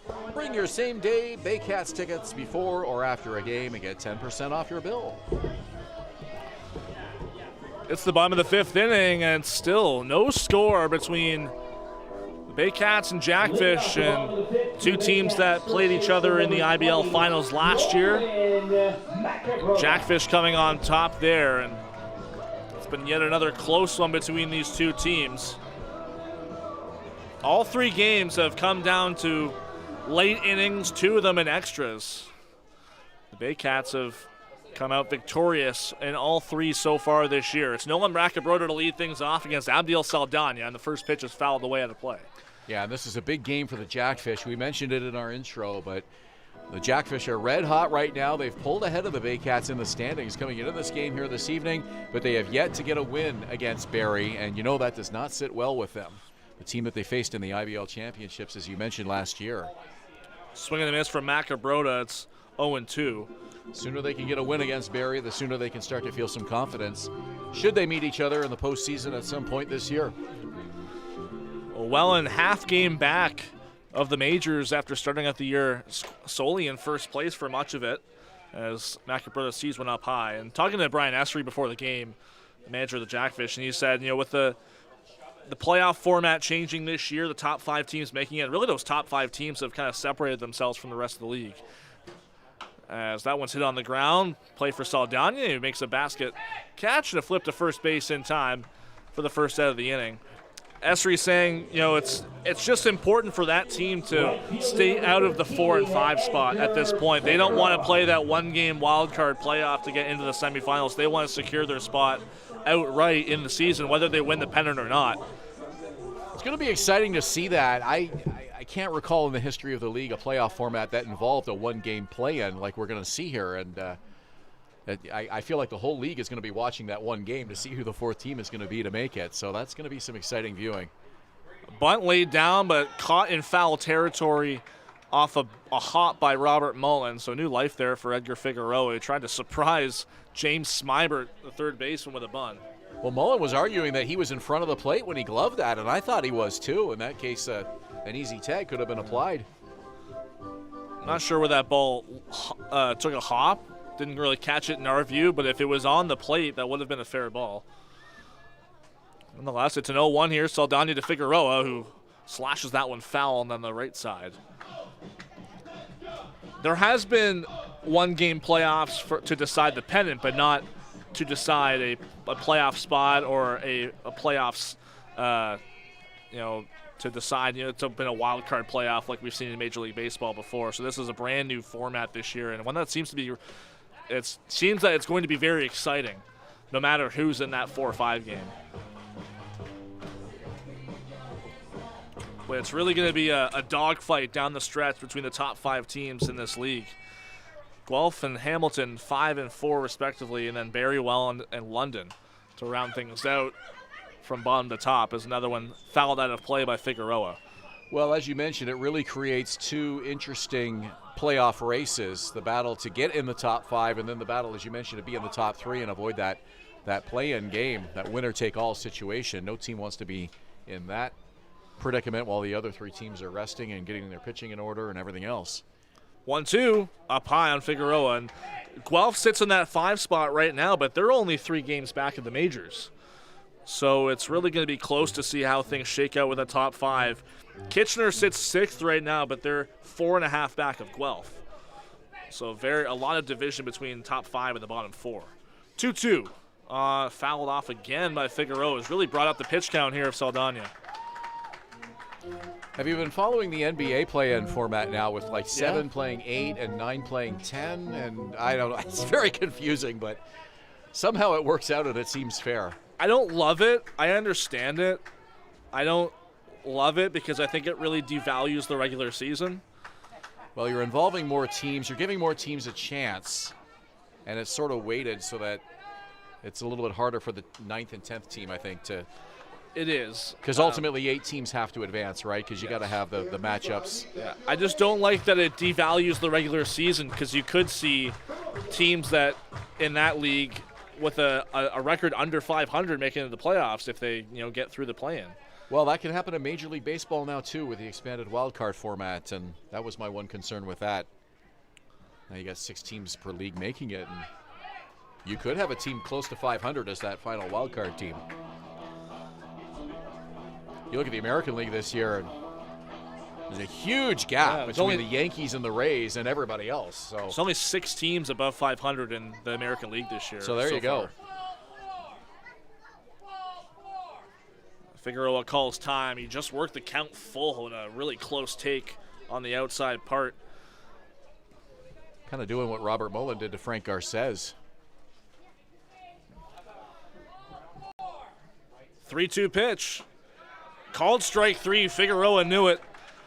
And that's the 4th K for Abdiel Saldana. 2 down here in the 5th. Yeah, Figueroa just kind of made up his mind prior to that pitch that he wasn't going to offer at it, and it was right down Broadway. So Saldana is now retired 4 in a row.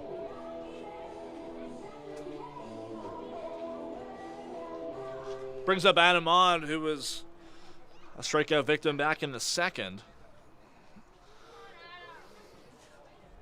Took a couple pitches early on in the at-bat previous, if I remember correctly. And that's that first pitch swing by Adam Ahn. It's all or nothing. Very different approach this first pitch than his first time up. And that pitch is either ending up in the catcher's glove or on Highway 26. One or the other.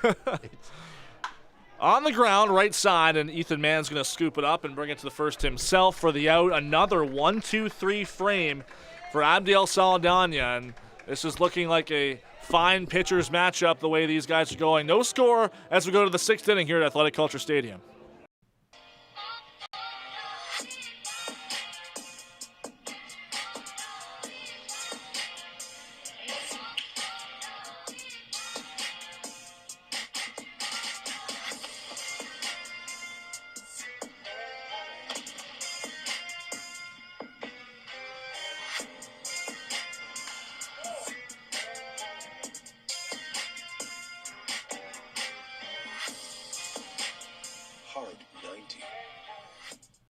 Silo Athletics, opening this July in South Barrie off Bryn, a premium indoor training facility for baseball and soccer, offering camps, team sessions, and high-energy birthday parties, built for athletes, teams, and families all year round.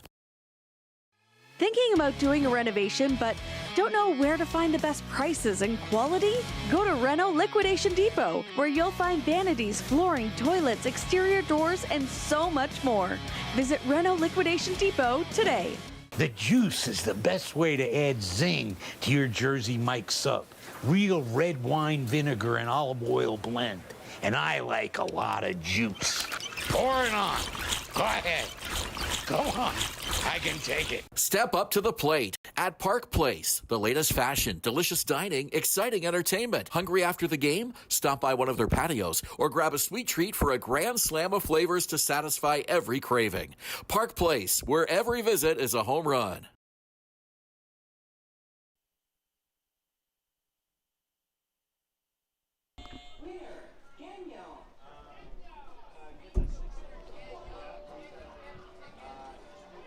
The sixth inning is Top of the sixth inning here at Athletic Culture Stadium. I'm Julius Hern. He's Ben Davy. 9-1-2 in the Jackfish order to face Frank Garces here in the sixth.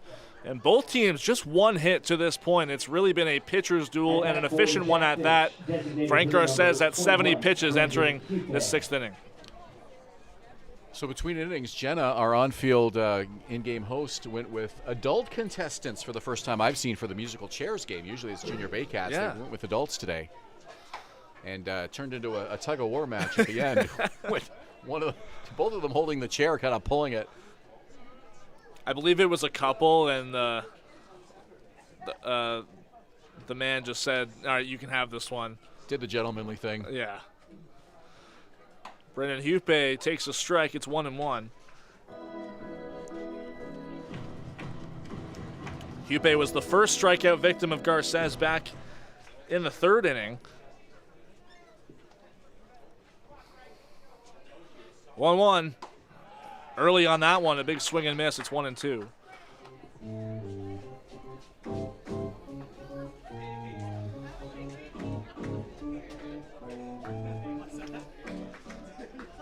Jackfish haven't had a base runner since Jonah Weisner led off the fourth with a base hit. And a swing and a miss from Hupe.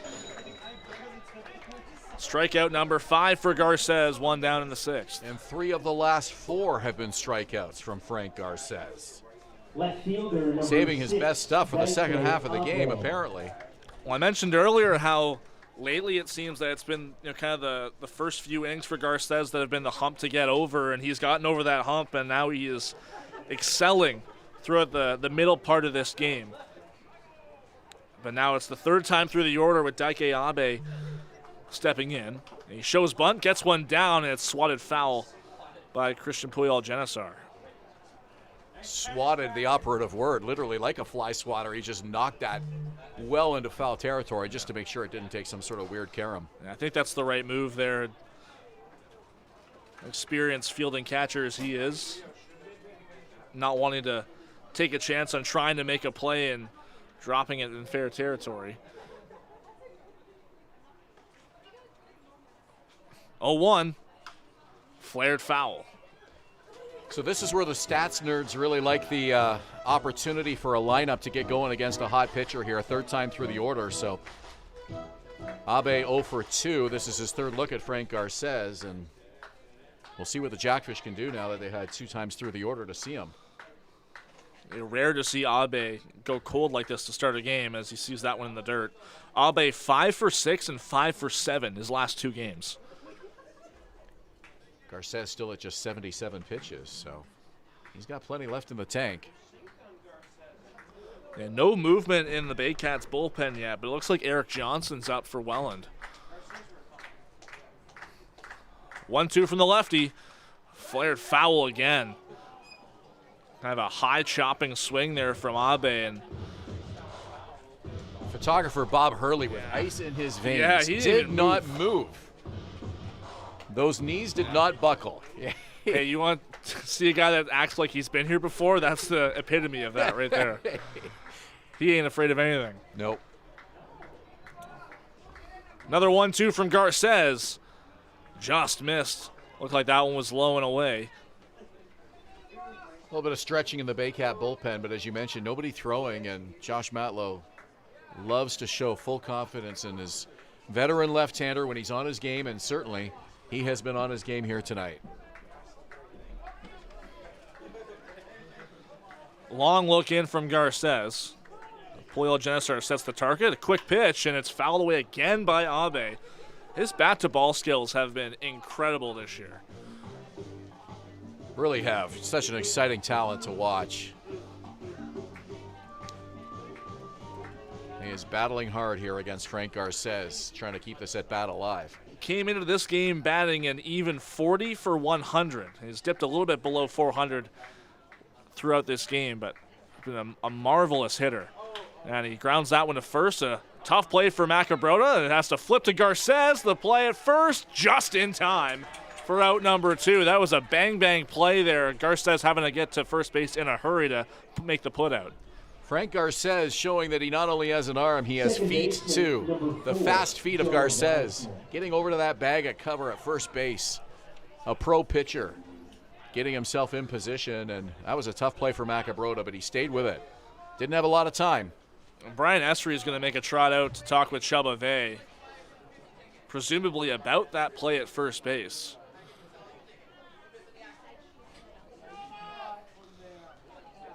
Abe had nothing to say about it, but Esri making his way out to talk to Vey on his own.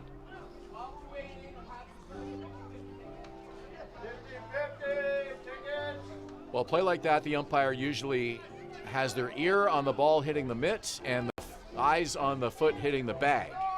And it was kind of a soft toss to Frank Garces, so, you know, as an umpire, you don't always get the benefit of that popping sound of the ball in the mitt. It's a tough call to make for an umpire. Didn't seem like Esri was satisfied with the answer, but a few more words there for Francesco DiBiase on his way back. And maybe he wanted to talk more to DiBiase than Chubba. Yeah. He got his words into DiBiase as he crossed home plate. That's what I noticed. Maybe not satisfied with the answer, but content.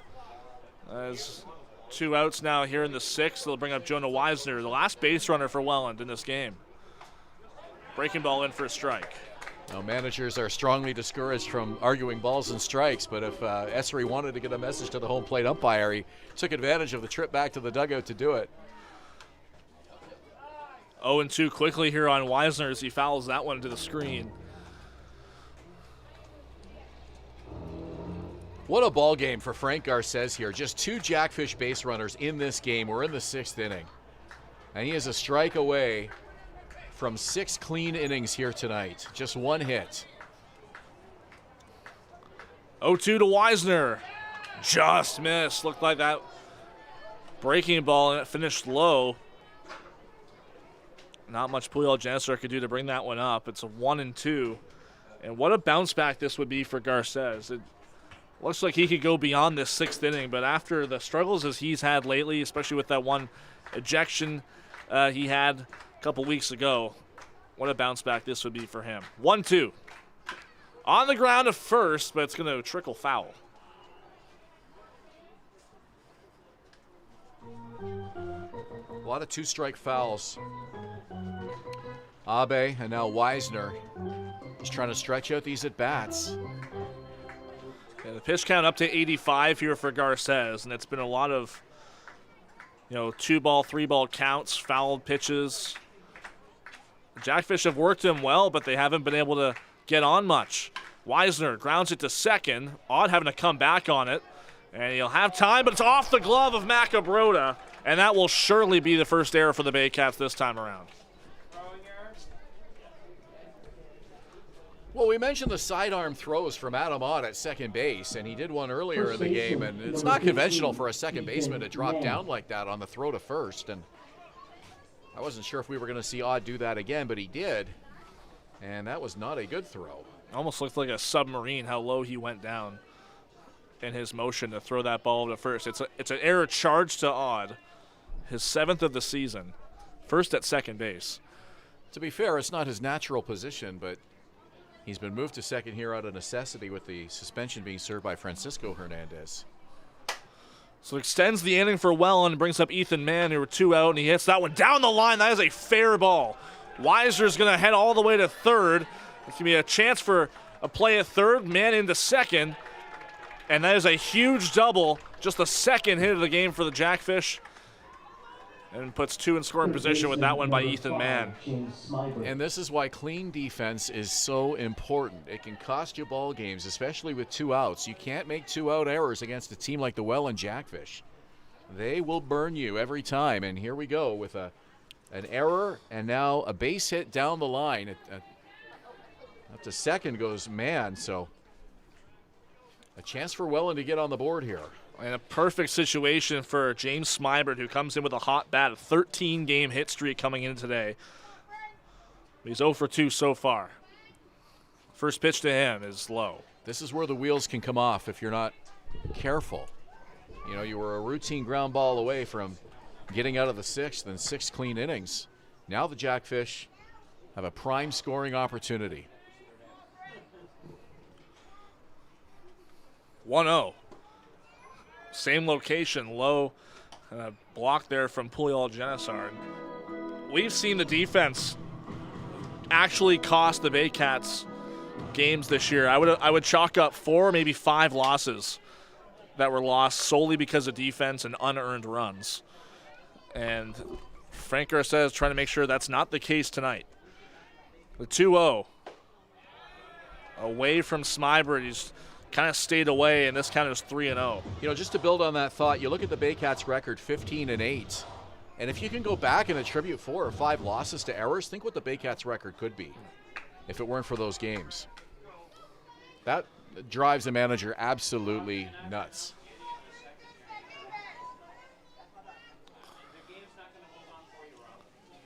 Three 3-0. Haven't seen Frank Garces pitch much out of the stretch tonight, but here he is. And he's in a hole 3-0 against Smybert. Here's the pitch.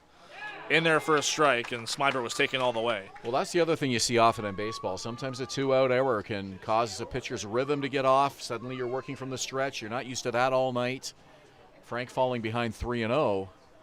Battling back with a strike here. Let's see what happens on this 3-1 pitch now.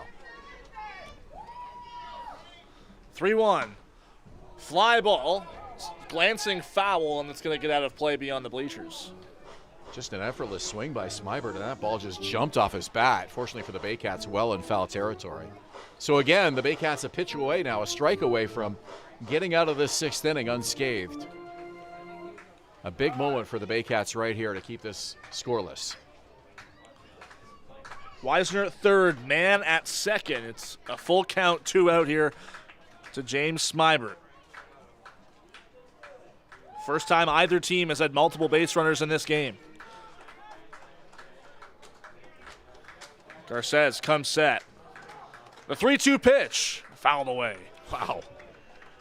Smybert just getting a piece to keep the at-bat alive and fouling it back to the screen, and the drama just building with each pitch here. Biggest at-bat or plate appearance either team has had in this ballgame to this point. And Garces approaching 100 pitches now. If you lose Smybert, Justin Gideon is on deck, the left-hander. Fans are behind Garces here. It's a 3-2. Fouled away again. And Smybert got even less of that one, but fouled it off to the same, pretty much the exact same spot on the screen. Well, the first 3 pitches were all balls, and they were all considerably outside and low. You have to think these 2-strike fouls really favor the hitter, as the hitter's able to collect information and make adjustments. Well, the last 2 have been up and away. Let's see where Garces goes here. 3-2. Low, and it's a walk to Smybert to load the bases for Justin Gideon. I think Frank wanted that call. He took a few steps off the mound. A great take by Smybert, and the bases are loaded. And now the Jackfish, not only with a chance to get on the board, a chance to build a healthy lead. A 2-out error put Jonah Weisner on. Ethan Mann doubled, and a walk to Smybert has given Justin Gideon an incredible opportunity here in the 6th. First pitch. That one's low. Almost the same start to Gideon as Garces had to Smybert. Frank needs to be careful here. Don't want to walk in a run. And if you're Gideon, you have to be thinking you're going to see at least a couple of pretty good pitches here in this at-bat. The 1-0. Swing and a miss from Gideon. That looked like his pitch right there, and he was just late on it. You can't throw all fastballs. You got to mix them up a little bit, but certainly that's been Frank's go-to tonight. Gideon hitting .279 this season. The 1-1 pitch is fouled away off one of the poles that hold up the netting, and a big carom over to Ryan Rio near the Baycats on deck circle. It sounded like it hit the foul pole, but it was a foul pole. It was just behind home plate. Yeah, the foul pole would have been a home run. It had that sound to it. 16 RBI this year as well for Justin Gideon. It'll be a big moment for him this year in his return to the Jackfish. The 1-2 floated out towards left field, settling under it is Noel McGarry. Dolly makes the catch. And Frank Garces tips his cap, and he gets out of a jam. We're still scoreless through 5.5 here at Athletic Culture Stadium.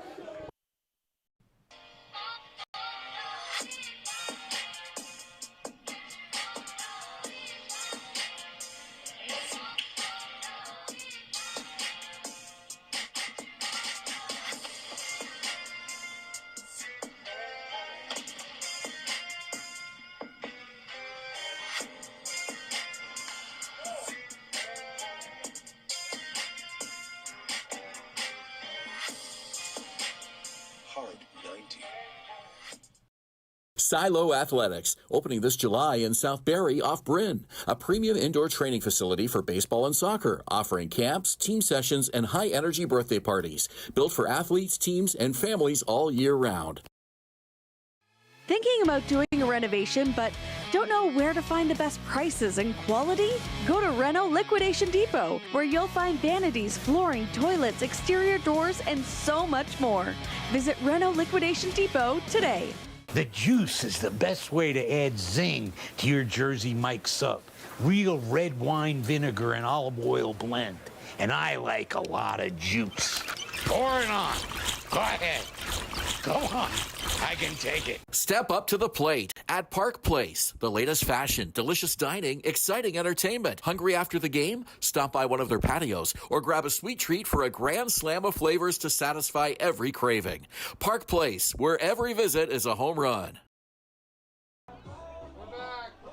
Back live at Athletic Culture Stadium with the bottom of the 6th inning, brought to you by Pure and Simple, the better breakfast brand, located at 521 Mayfield Street, just minutes from the stadium. The Baycats got out of a scare in that top of the 6th inning, and it's still, look at all those zeros on the scoreboard.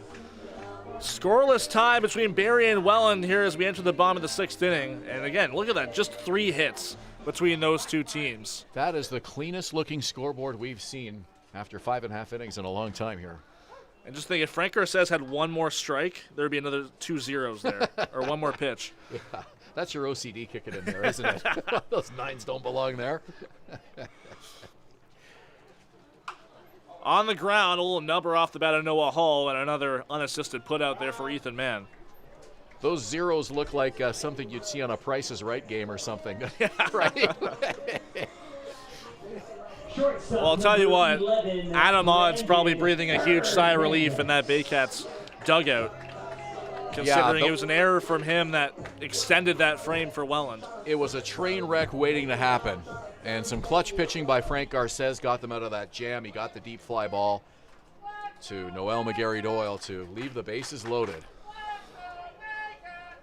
Abdiel Saldana in the dirt near the feet of Brandon Hernandez, who jumps out of the way. The only unfortunate part of that inning for the Baycats was that it really ran up Frank Garces' pitch count, so now the likelihood of him going another inning or two in this game might be slightly less as he comes close to that 100 pitch mark. As time is called. Chubba wants to give Ryan Rio time to get back with that baseball, which was in the dirt. Yeah, no bat boys or ball boys for either team today. Don't see that very often. Pitch from Saldana, called strike. Saldana has been just as efficient as Frank Garces. He's only allowed 3 base runners, 1 walk and a hit and an error. And the Baycats have squandered those opportunities. 2 of those outs on the base paths. Arm might be a little cold. He was in that dugout for a long time, so that's something to keep an eye on here. Jackfish unable to score, but they really dragged that top half of the inning out. Did see Eric Johnson throwing earlier. He's a left-hander, but nobody throwing in the Jackfish bullpen at this time. Well, it looks like Oscar Moretta is warming up for Barrie. This is the final game before the break for the Jackfish. Inside of Hernandez, 2-2. So they can use anyone and everyone tonight if they want. Enjoy the All-Star break. Baycats in action tomorrow in Brantford, so one more game for Barrie before the break. Fouled away by Hernandez, and a looping pitch outside. He got a piece of it.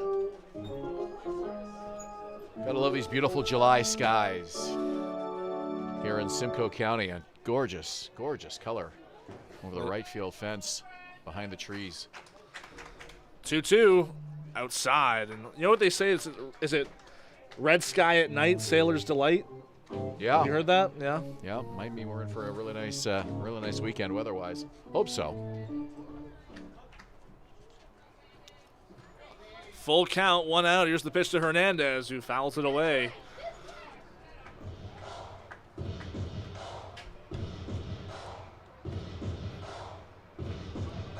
Saldana came into this inning at just 59 pitches. A lot of 2-out strikes both halves of this inning. And the 3-2, it's up and away, and it's a 1-out walk to Brandon Hernandez. Well, this really has the feel of a playoff game between these two clubs. Every base runner mattering so much. Every defensive play, you got to make the routine plays for sure, because any mistake could be costly at this point. And not what Saldana wanted to do, a 1-out walk here, and it brings back up to the top of the order now. It's interesting that there's a lot of difference between these two teams' matchups in Welland and here, because in Welland they've both been high-scoring affairs, both teams with double-digit runs. While here, earlier this year, was a 5-4 Baycats win, and we're still scoreless here as Ejo fouls that one away. And even that first game, it was only the third game of the season for both teams, but that one also really felt like a playoff game. The starters were impeccable, and it took till the late innings for either team to play to run. Be interesting to see if the Baycats hit and run here with 1 out. Get speed at first base with Brandon Hernandez. Well, big hole on that right side if Ejo can go the other way with it as he fouls it away.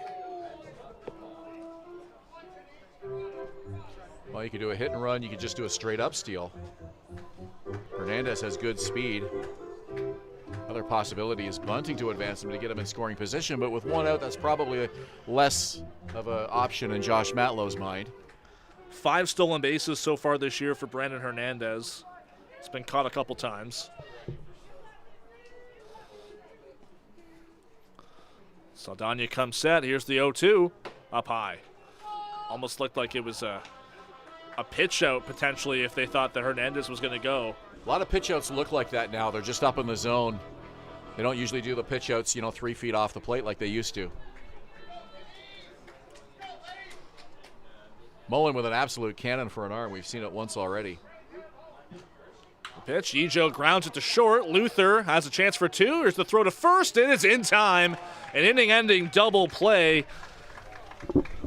And another efficient inning for Abdiel Saldana. We're still scoreless as we head to the 7th inning. Ben Davy back on the mic to call the rest of this one for you here on Baycats TV. Hi, I'm Chrissy Fans from Hern and Barrie Chrysler Dodge Jeep Ram. This year, we are the community partners of the Barrie Baycats. Community is near and dear to our hearts here at the dealerships and one of our core values, so we can support local and shop local.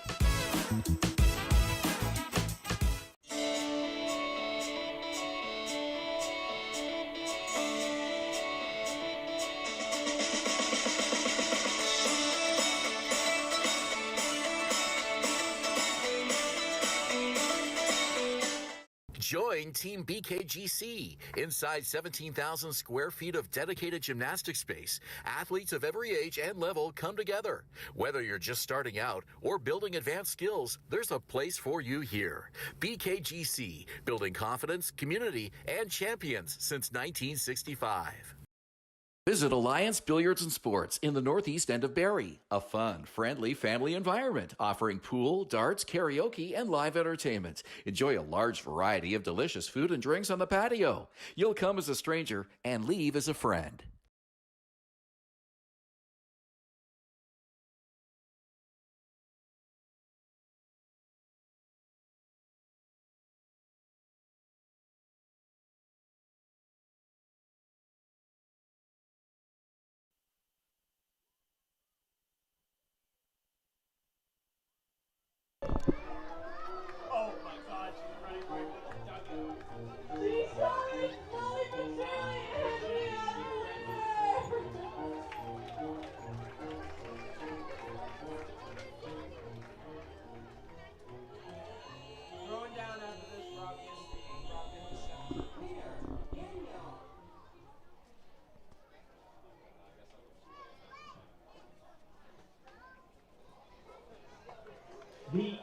We go to the 7th inning at Athletic Kulture Stadium. Ben Davy, Julius Hern on what has been a very interesting game between two of the top teams in the league.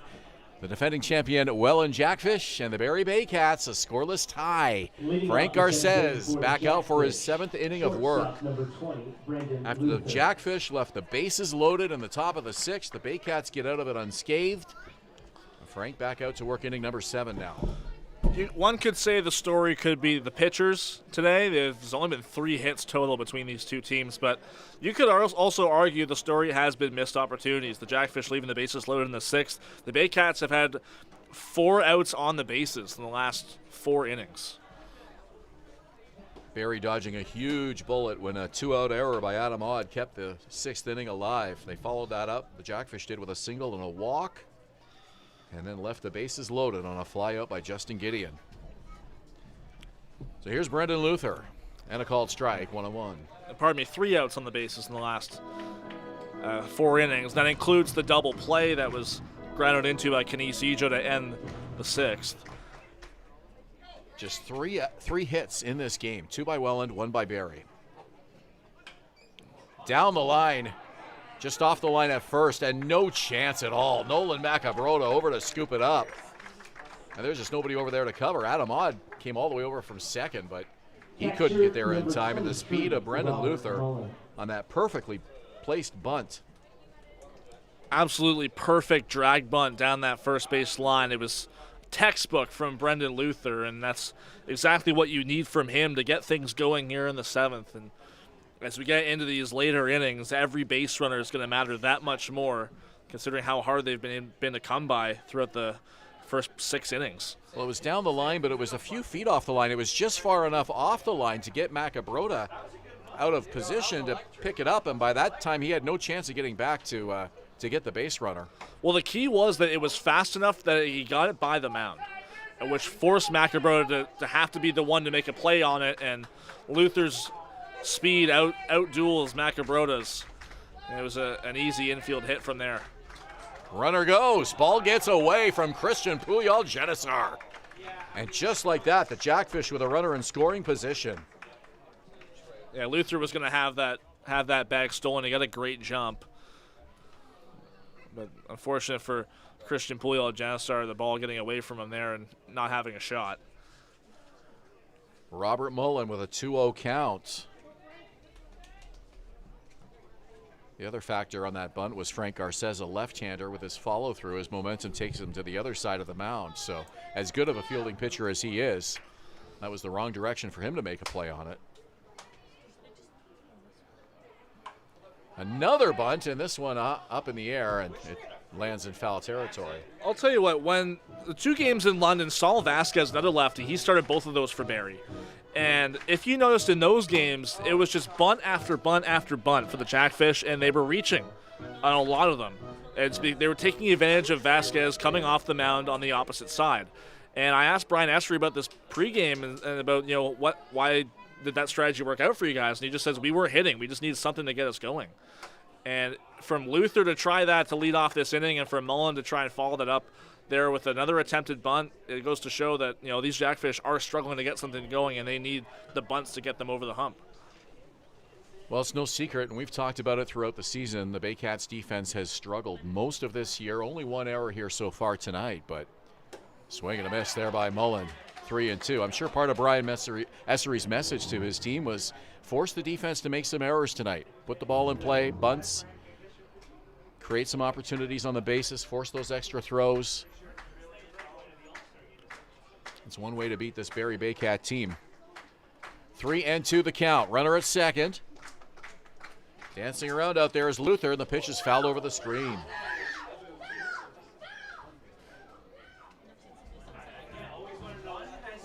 Middle infield, Brandon Hernandez and Adam Odd at short and second. Luther able to get a really good secondary lead there as the infielders being careful not to open up too much of a hole. Adam Odd sneaking over a little to his right here. A 3-2 pitch on the way. Here it comes, and it hit him. First base open, but not what Frank was trying to do there. Didn't want to put him on that way. 2 on now. Gio Morello will come to the plate, and Mullen's going to need a moment. Yeah, it looks like that one got him in his hand, and it looked like that pitch had got away from Garces, a bit of a late release from the left-hander, and Mullen definitely needing a checkup there because that's his throwing hand, all that more important. Bad miss there from Garces because it looked like that one caught Mullen like in the center of his body, and unfortunately got his hand. But it seems that he'll be okay and be able to stay in this game, at least as a base runner. Moretta continues to throw with Garces's pitch count now at 109. Still nobody out here in the 7th. You know, Josh Matlow wants to give his trusty veteran ace every opportunity to tack on one more 0 before leaving this game. And this scoreless tie in jeopardy right now. Dangerous Gio Morello at the plate. Nobody out, 2 on. So the base runners are Luther and Mullen. Corners are in here for Barrie's defense. And I think they're going to want to try and potentially go to third, especially if there's a ground ball to first. Corners are in, middle infield double play depth, and they shift around. So you had the shortstop Hernandez coming over to cover the bag at third with Hull charging in. And they are super mindful of the bunt situation here. I think Welland would gladly trade it out to get those 2 in scoring position. Well, they also know that Luther's a threat to steal from second, so Hernandez has to go over closer to third off on the pitch to be able to cover the bag. 1-1. And same thing for Adam Odd. So that leaves a massive hole up the middle for Morello if he's able to take advantage of that. Yeah, it really does. It went over the mound and through. You know, he's studying the defense carefully for sure. 1 ball, 1 strike. Morello 0 for 2 tonight. Here's the pitch. Squares the bunt, pulls it back. That's a called strike. Yeah, that might take the bunt out of the equation now. Morello did not like that call. 2 strikes now, so you're right. He's far less likely to try to lay one down with 2 strikes in the count. Morello's a lefty, and he's gone the other way on both of his batted balls tonight. One to left field, a fly out, and another ground out to short. 1-2 pitch. On the ground to second. Odd to short to first. And it gets by Macabrota. Here comes the runner, and Luther scores. The Jackfish are on the board. It's 1-0 Welland.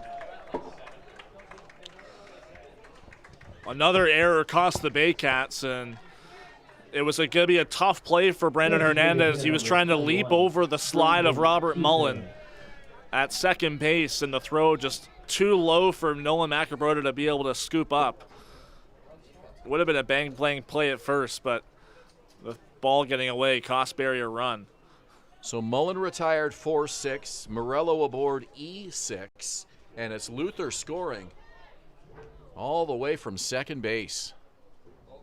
The bunt, the stolen base, and then he scores on the error. That'll be an unearned run charge to Frank Garces. And Brandon Hoope will be lifted for a pinch hitter here. Yeah, this is Carson Johnson At bat number 13, coming in as a right-hander here against Johnson. Garces. So they go for the righty-lefty matchup here.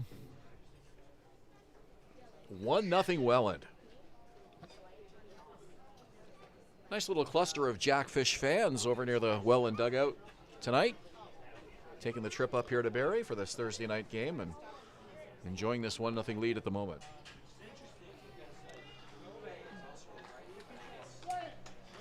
An interesting choice. Hoope also a right-handed hitter, but let's see what Johnson can provide here. Runner goes, and the ball is dropped. And into second, uncontested, goes Gio Morello.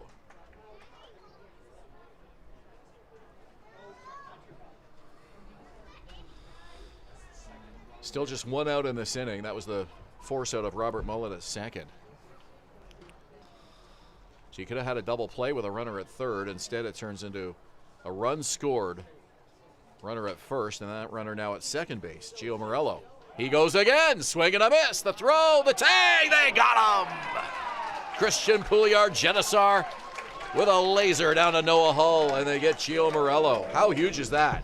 perfect throw there from Puyol Genisar, and it was bold of Morello to try and take third on the very next pitch after stealing second, but Puyol Genisar finally gets a good grip receiving the pitch from Garces and puts together a great throw. They tested him, and he answered the call. 2 outs now. That could be huge in a 1-0 game. 1-1 pitch. Ground ball to second. Adam Odd backhands it.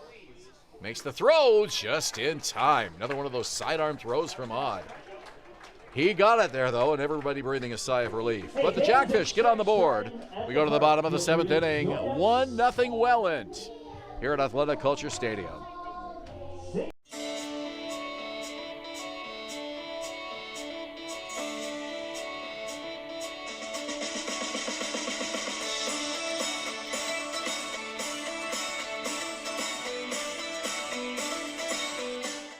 Danielle May Real Estate, supporting the Barrie Baycats and ready to help with all of your real estate questions. What is your home worth? Should you sell now or wait? Danielle is dedicated to your success. The next time you think real estate, think Danielle May.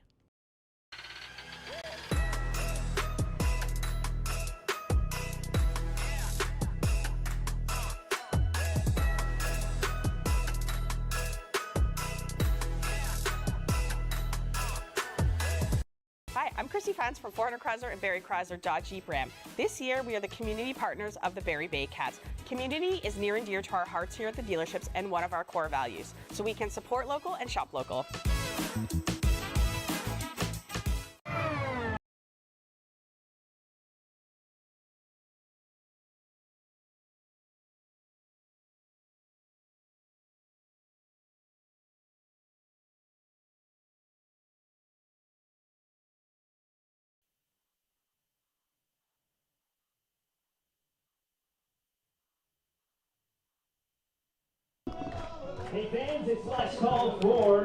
Welcome back to Athletic Culture Stadium. The 7th inning of play is brought to you by Wild Wing Barrie. Go ahead, Baycats, get wild. Final home game before the All-Star break for the Barrie Baycats, and these fans in a festive mood despite trailing 1-0, an unearned run off Frank Garces in the top of the 7th. And now another test for this Barrie Baycat lineup to try to equalize this score, if not get their first lead of the game. The Gary Doyle will be up to lead it off here in the bottom of the 7th inning. Yeah, that run going down unearned against Garces, who's had an incredible night.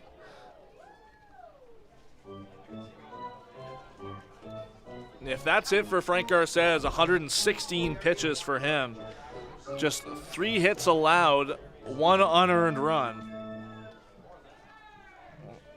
5 strikeouts. Up high to Noel McGarry Doyle. Yeah, 5 strikeouts to just 2 walks for Garces. He also hit a batter. But what a bounce back for him. Weekly back to the mound.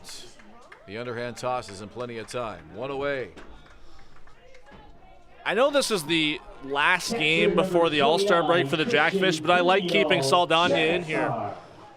Only at 76 pitches through 6 1/3. He's been incredibly efficient. A couple of Jackfish have been throwing. It looks like Danny Howitt's down there. But I like keeping him in this game. Let him ride as long as he can because he's been quite impressive. Well, he's faced the minimum since the 2nd inning when the Baycats got a runner as far as 2nd, and that was it. Double play ended the threat in the 6th, so this Baycat lineup has been quiet tonight. Just 1 hit. Can we recall a game this season when the Baycats had just 1 hit going into the 7th inning? Baycats have not had a game where they've had less than 6 hits this year. That tells you something about the pitching from Abdiel Saldana here tonight. 1-1. Foul back to the screen. A ball and 2 strikes.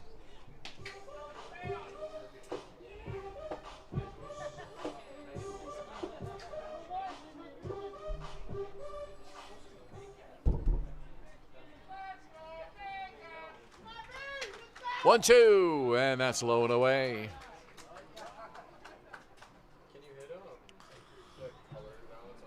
this crowd into every pitch here tonight. Not the biggest crowd of the season, but boy, they are dialed in. A championship rematch between the Jackfish and the Baycats tonight. 2-2 pitch. Fastball in the dirt. 3-2.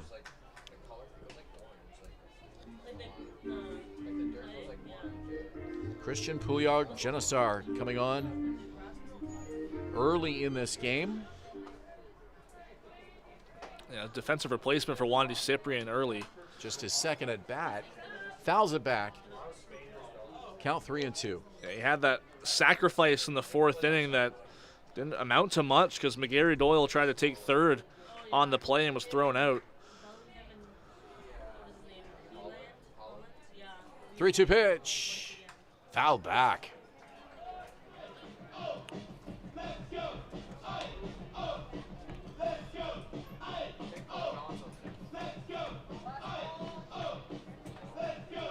Baycats trying to get on the board here. 1 out. We're in the bottom of the 7th inning.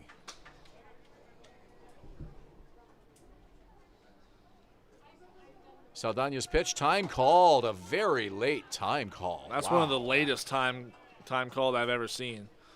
I'm not sure even if Pouliot-Genesar called time because you can see Francesco DiBiase kind of waving around. And obviously the bugs are coming out here at the ballpark. Yeah, I think the bugs were the reason for the time call, but nonetheless, I think Pouliot-Genesar very fortunate to get that time call so late.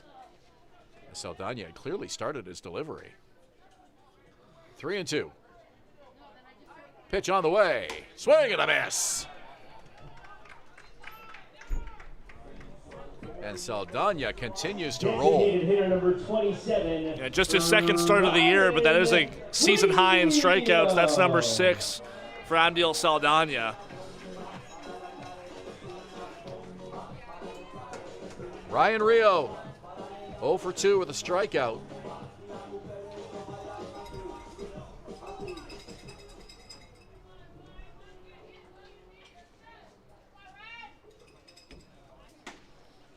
So only 3 Baycats have reached base tonight. Ejo, McGarry Doyle, and Figueroa. Hernandez walked in the 6th. Hernandez walked, yeah, so 4. Only 1 got as far as second base, and that was Figueroa. He's the only Baycat that's been stranded. I think that's something to take note of. That is interesting. And the only one to reach second base.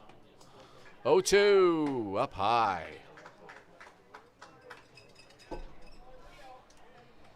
Abdiel Saldana showing no signs of fatigue out there at all. A 1-2 count with 2 out here on the 7th. Rio's ready. Saldana full windup. Here's the pitch. Called strike 3. Ryan Rio called on strikes for the second time, and more words for Francesco DiBiase. Keeps his cool, though, as he heads back to the dugout, and that will do it. Baycats go 3 up, 3 down in the bottom of the 7th inning. We've played 7. 1-0 Welland here at Athletic Culture Stadium in Springwater. Step up to the plate at Park Place. The latest fashion, delicious dining, exciting entertainment. Hungry after the game? Stop by one of their patios or grab a sweet treat for a grand slam of flavors to satisfy every craving. Park Place, where every visit is a home run.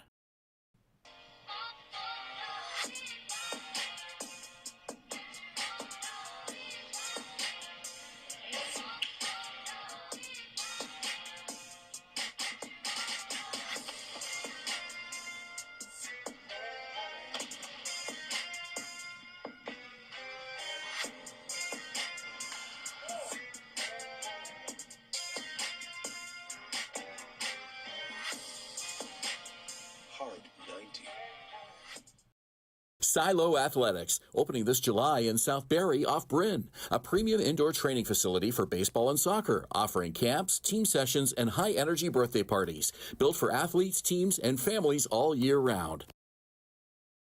Thinking about doing a renovation but don't know where to find the best prices and quality? Go to Reno Liquidation Depot, where you'll find vanities, flooring, toilets, exterior doors, and so much more. Visit Reno Liquidation Depot today. The juice is the best way to add zing to your Jersey Mike's Up. Real red wine vinegar and olive oil blend. and I like a lot of juice. Pour it on. Go ahead. Go on. I can take it.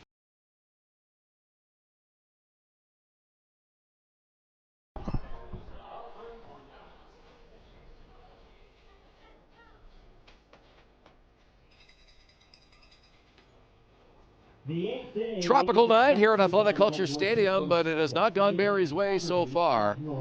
The bats have been quiet. Carlos Sano will try to keep this a one-run game with the Jackfish on top as we head to the top of the 8th inning. Yeah, I might not have expected Carlos Sano to come in here in the 8th inning in a one-run game with Baycats trailing, but here he is. It's the 4th time through the order now for the Jackfish. And Sano, I mean, a 6-1 record, the co-league leader through his first 11 appearances this year. Just a 3.21 ERA. A called strike. Well, an opportunity for me to get another win. Very true. Team lead. It would take the league lead.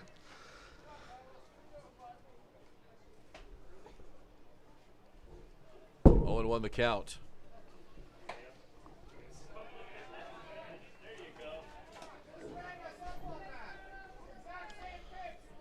Abe tonight quiet, uncharacteristically so, 0 for 3.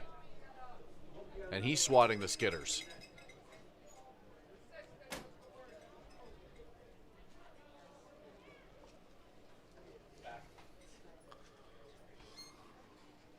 One pitch coming up. Here it is, inside. Goes all the way to the backstop. 2-1.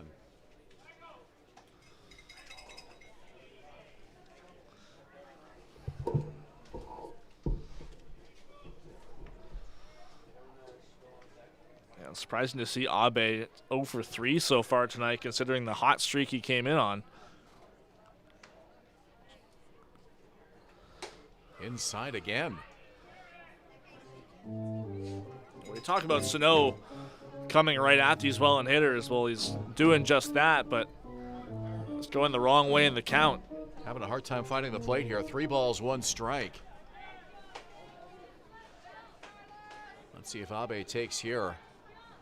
Forces Sano to throw a strike. Here it comes, and it's inside. Ball 4.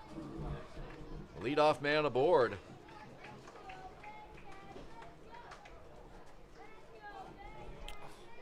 Well, that's the guy you do not want to put on to lead off an inning. Daike Abe, the league leader in stolen bases. Comes in with 26 steals, which is 6 more than second place Mateo Zeppieri of Kitchener. And Panthers had their game against the Red Sox postponed today, so this game between Welland and Barrie, the only one on the CBL calendar today.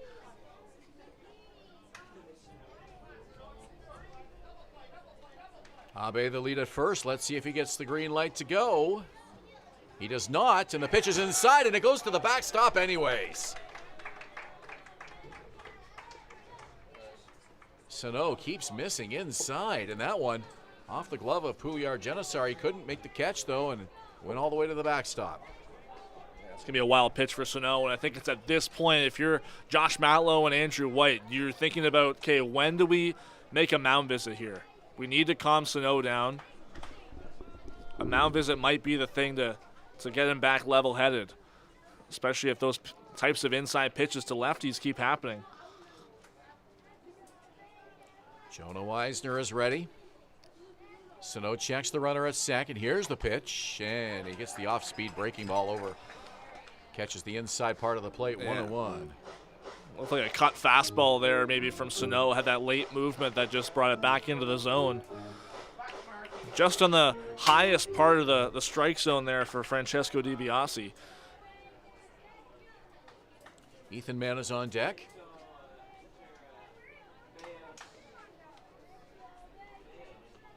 One, foul back. More mosquitoes out tonight than we've seen so far this year, that's for sure. It's tropical night, but it's mosquito night as well. I'm surprised the bullpen doesn't have the tiki torches out. Yeah, they did last year. They sent all the mosquitoes over here. The Bay City biters, as we call them here in Barrie. I don't think they get mosquitoes like this in Welland. They do a little bit, but not nearly as is here. On the ground, up the middle. One play, that's at first, and it's in time. The runner advances. So Wisner retired, 6-3. Abe at third now with one out. And here comes the dangerous Ethan Mann. First baseman number 15, Ethan Mann. Here's a guy that can give you a 3-run lead with one swing of the bat. He's had RBI in 6 straight games. He's been a really key pickup for the Jackfish this year, coming from Plano, Texas. And those import spots, those guys got to earn them, but Ethan Mann surely has so far this year. 35 RBIs now, that's third in the league.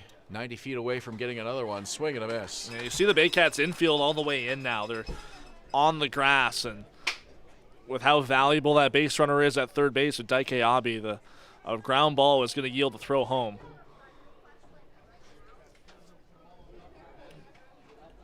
One out, Abe at third. He's the insurance run for the Jackfish. They lead 1-0. Pitch from Sano. Swing and a miss. That was high in the zone. Man chased it, couldn't connect. It's 0-2. Well, Mann also third in the league with hits as well. As double earlier, getting him up to 42 on the year. No balls, 2 strikes. Couillard Genesar sets the target. Sano looks in, gets the sign, and he deals. Called strike 3! DiBiase rings up Mann, and he has a hot word for him. A very demonstrative case. Brian Essery out to just cool him off.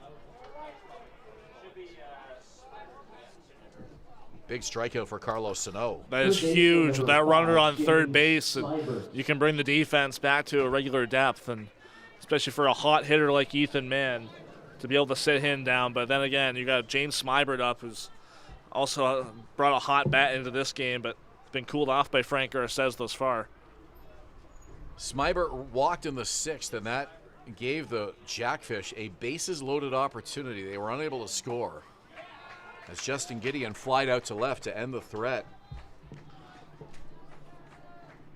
Runner at third for the Jackfish, 2 out. Boy, you could sense these players, sense the magnitude of the moment here. 1-0 Welland. 2 out in the 8th. Sano is ready. Delivers. Swing and a miss. Smybert chased a bad one low and in. 0-2 now. Sano with a very compact delivery to home plate. Takes his time. That long look in. And then wastes no time once he starts his motion. Here comes the crowd. Biggest pitch of the night right here. No balls, 2 strikes, 2 outs. Runner at third. We're in the 8th. Sano versus Smybert. Pitch on the way. Fly ball down the left field line. It'll be foul. Went a long way. 0-2 the count. I think James Smybert is to be commended the way that he's been able to limit strikeouts since returning to the Jackfish after some time in the Frontier League a couple of years ago. Just 4 strikeouts last year in some limited action, but only 8 so far this year through 21 games, and that's compared to over 20 and over 30 his previous 2 years before moving to the Frontier League. So he's really been able to keep the 3 true outcomes at a minimum. No balls, 2 strikes, 2 outs. Listen to this crowd sticking around through the mosquitoes and all to see the finish of this one here tonight. 0-2 from Sano. Just missed. Either low or away, maybe both, and the count 1-2. I think that one was low, and Smybert knew it. He didn't even really watch that one in much. He knew that the trajectory was going to be low, and a bold take like that here on 1-2. This inning started with a walk to Abe. He's at third base with 2 out. 1-2. And again, it's down in the zone. 2-2 now. Fans of both teams here tonight, living and dying with each pitch. I mentioned there's a nice section of Welland fans here this evening. Maybe a half a section. Still a nice turnout. Representing the road team here tonight. 2 out. 2-2 the count. Sano again will try to finish off James Smybert to get out of the 8th. Pitch on the way, and it's weakly fouled off. Right into the dirt at home plate, and it comes to the backstop. 2-2 still. This has been a very different at-bat for Smybert compared to his last plate appearance. He started off against Garces 3-0, and then Garces got back into account to work at full, and then Smybert ended up working the walk, which set a career high in walks for him. That was his 18th of the season. 2 balls, 2 strikes, 2 outs. Carlos Sano.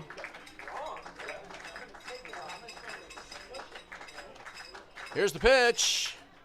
On the ground to first. Into the glove of Bacabrota. Steps on the bag, and that'll do it.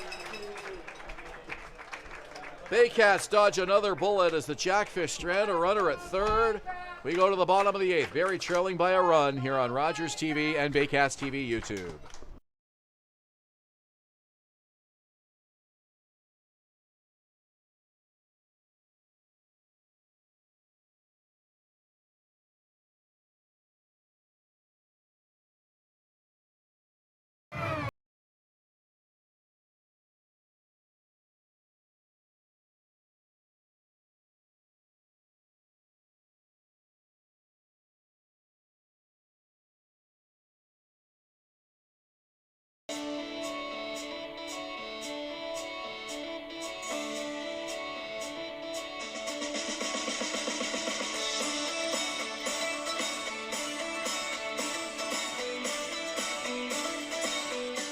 Join Team BKGC. Inside 17,000 square feet of dedicated gymnastic space, athletes of every age and level come together. Whether you're just starting out or building advanced skills, there's a place for you here. BKGC, building confidence, community, and champions since 1965. Visit Alliance Billiards and Sports in the northeast end of Barrie. A fun, friendly family environment offering pool, darts, karaoke, and live entertainment. Enjoy a large variety of delicious food and drinks on the patio. You'll come as a stranger and leave as a friend.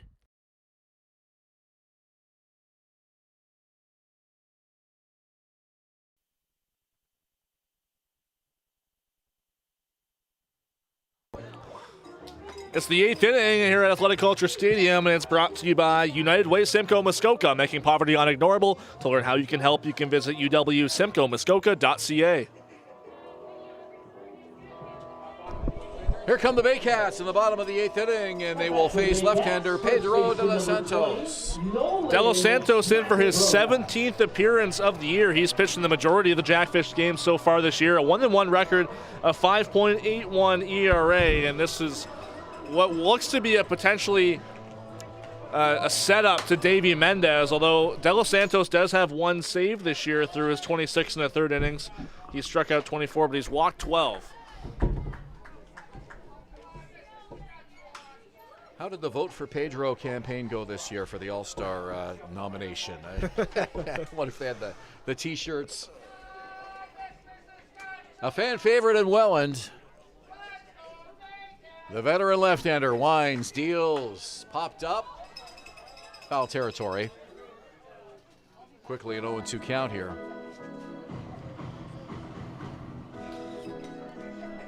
De Los Santos' only loss of the year came in a 3-inning outing against the Baycats on May 21st in Welland. He gave up 3 hits and 4 runs, only 1 of them earned in that outing. On the ground, over the mound, and through into center field. The Baycats get their 2nd hit of the game. It comes off the bat of Nolan Macabrota, and not a moment too soon. Well, it just goes to show that how much a different look could help the Baycats, and it looked like maybe Saldana was primed to go into this 8th inning the way he was pitching, how efficient he was. He was under 90 pitches after the 7th inning. But again, with the Jackfish not having to play until next week, next Thursday, it's a good opportunity to get some other arms in, including De Los Santos here. Yeah.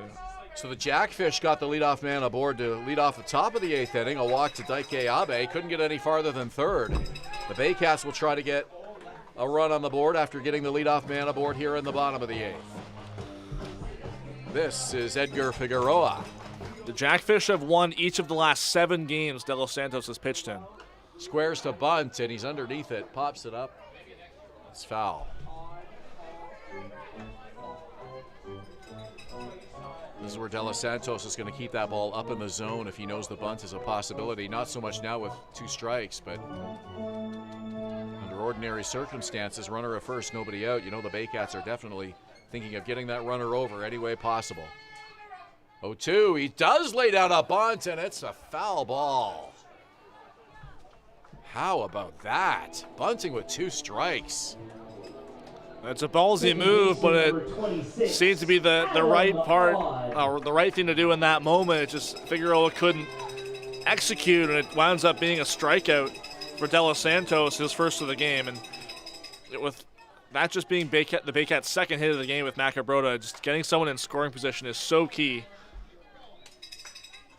Well, you're just talking about the possibility of the bunt. Didn't expect it with 2 strikes. 1 out now. Runner leads, pitches high. This is Adam Odd.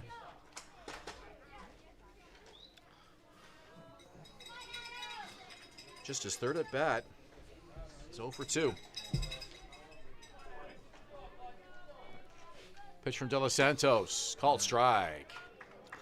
And these 2 teammates long ago in Toronto, De Los Santos and Odd, in the late 2010s. 1-1, and he couldn't hold up. Oh, they said he didn't go. Yeah. He offered, but was able to keep the bat from crossing the strike zone. Fortunate call for Adam Odd. Yeah, very fortunate. That's a hard call for Ryan Hern to make up the middle near second base there. And he is the third base umpire, but with the runner on, having to move over, back of the mound a little bit. 2-1, hits it high and deep to right field. That ball's up. That ball is gone.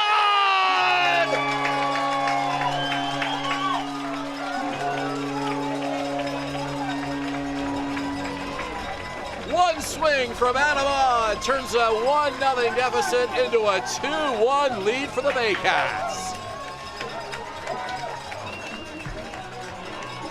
Well, with Adam Odd, he always brings that all-or-nothing approach, and he got all of that one off of his former teammate, Pedro De Los Santos, and just the 3rd hit for the Baycats, but it's a huge one to put them in the lead here, their first time they've had the lead in this ballgame. Adam Odd has a knack for clutch home runs in clutch situations, and that was a no-doubter over the right field fence. I think that one cleared the scoreboard. And by quite a bit as well. That was well over the flags from my view here out in right field. 1-0 on the way. And another fly ball to right field. This one off the bat of Hall. And it's off the wall. They get him at second base. Wow, what a throw. In from right field, Justin Gideon. It looked like Hull was going to have that beat by a mile. Gideon unloads a rocket from right field. Gideon makes a fantastic throw there. I think Hull beats the throw, but I think Hull came off the bag with Weisner's tag still on him. And I think that's where Noah Hull is trying to make an argument that he beat the throw, but I think he, from our view, didn't get a clear look here from upstairs, but I believe just the way that he slid in feet first to second base, his foot probably came off the bag, and that's why Ryan Hern made that call. Manager Josh Matlow not happy with the call. He'll go out and protest his case.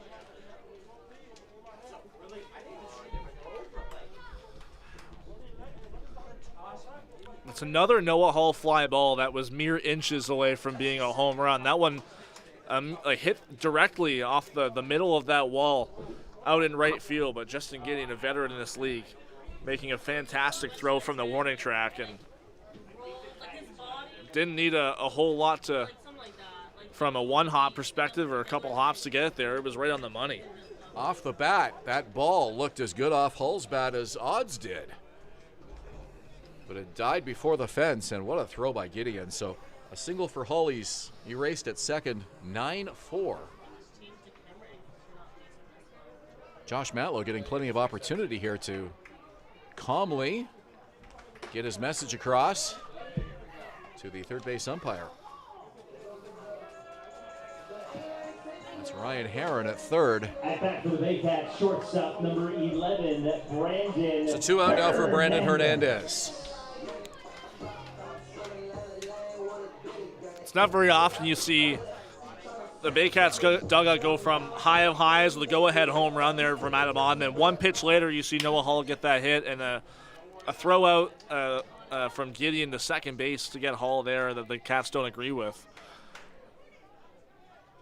A frustrating night at the plate for the Baycats. They had just 2 hits in the game prior to that home run by Adam Ott. And that is how quickly a score can flip. One swing of the bat, Adam Ott, the difference maker in this one so far. 2-1 Barrie, bottom of the 8th. Nobody on. A 2-0 count. De Los Santos gets the call on the inside corner. One thing about De Los Santos, he has been prone to the long ball in recent years. 2-1 pitch inside. 3-1 now. Well, that was just the third home run De Los Santos has allowed this year. Canisijo is on deck. Here comes the pitch. Draws a walk. So Canisijo will get an at-bat here. The center fielder number 7, Canisijo. Your Barrie certainly can't feel like this 2-1 lead is going to be a sure thing going into the 9th inning. Any insurance marker could be huge. Well, we've seen this Jackfish team come back close games, late in ball games. You know, with these two teams, no matter what the margin is, no matter who's in the lead, a one-run margin is not going to be much to come back from. First pitch is outside. When you look at the Jackfish lineup coming up in the 9th, it's the middle of the order. It's Gideon, Luther, and Mullen. Arguably the 3 most accomplished so far this year. Canisijo with a strikeout, a walk, caught stealing, and a double play. Looking to get something going with his bat here. The runner at first is Brandon Hernandez. If you're just joining us, a 2-run homer by Adam Ott, giving Barrie their first lead of this game. That one sails way high. 2-1.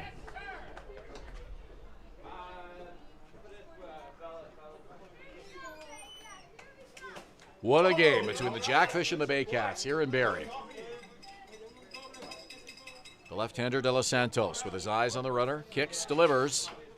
Fouled off over near the Welland dugout. 2 balls, 2 strikes, 2 outs. Well, that was the home run cut right there from Canisijo, but he was just early on an off-speed pitch there from De Los Santos, pushing towards the outside part of the plate, and Ijo was only able to get a piece of it. You know, you'd love to have some really good ABs here heading into the All-Star break, having cooled off substantially after a torrid start to the season. 2-2 coming up from De Los Santos. Runner goes, and it's flared to right field. It's going to drop for a base hit. It's a fair ball. Rounding third comes Hernandez. Here's the throw. It's over everybody. Up to second goes Canisijo, and the Baycats get a 3-1 lead.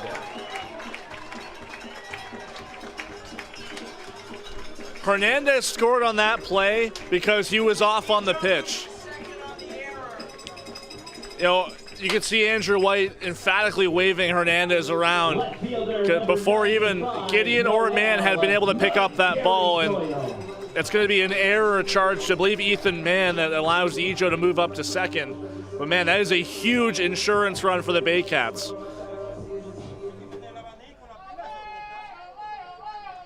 Noel Gary Doyle with Canisijo at second base, 3-1 Barrie, their biggest lead of the night. Here's the pitch. Inside and low. That's going to be the first error of the season charged to Ethan Mann at first base.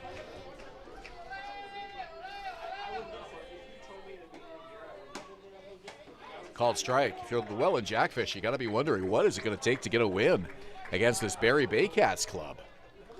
Handled them in the IBL Championship Series last year, have not won since against Barrie. They've had success against everybody else.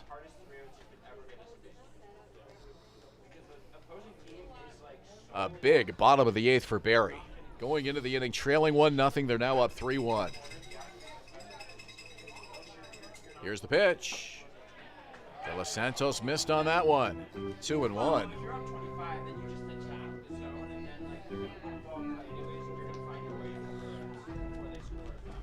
A single by Nolan Macabrota, a 2-run homer by Adamad to make it a 2-1 game. Brandon Hernandez walked and then scored. Canisijo's hit to make it a 3-1 game.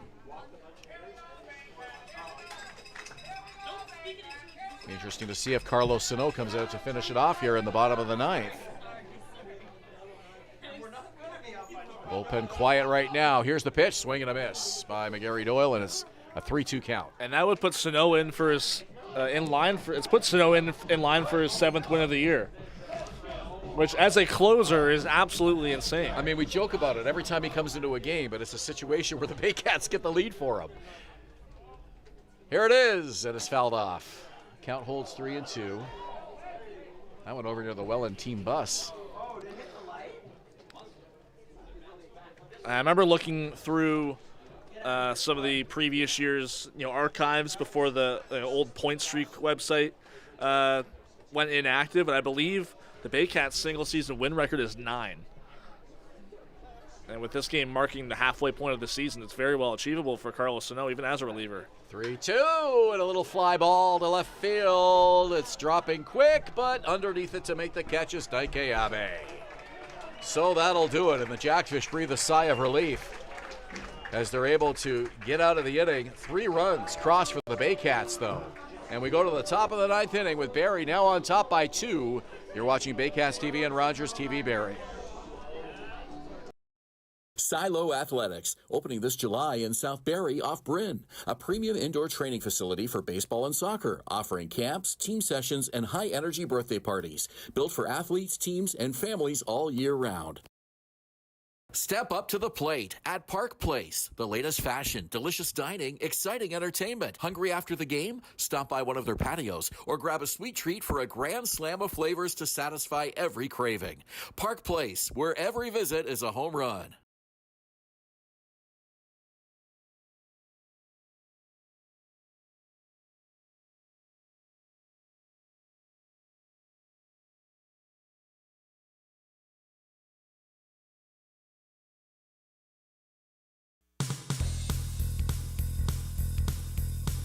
Join us this summer at the Baycats Summer Baseball Camp.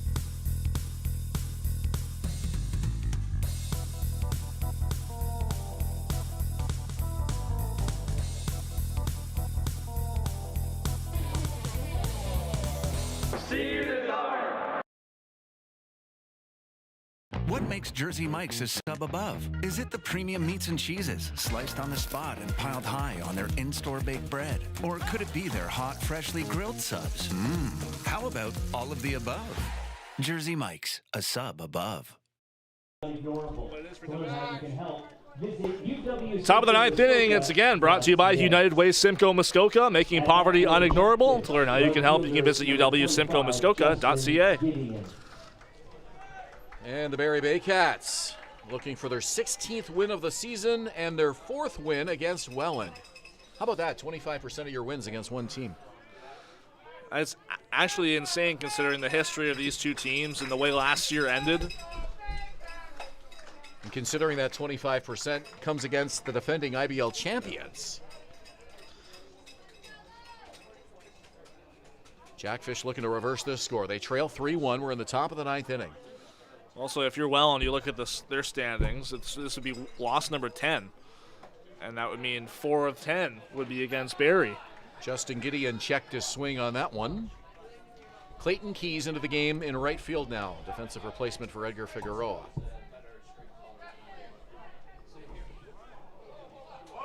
Gideon tonight 0 for 3.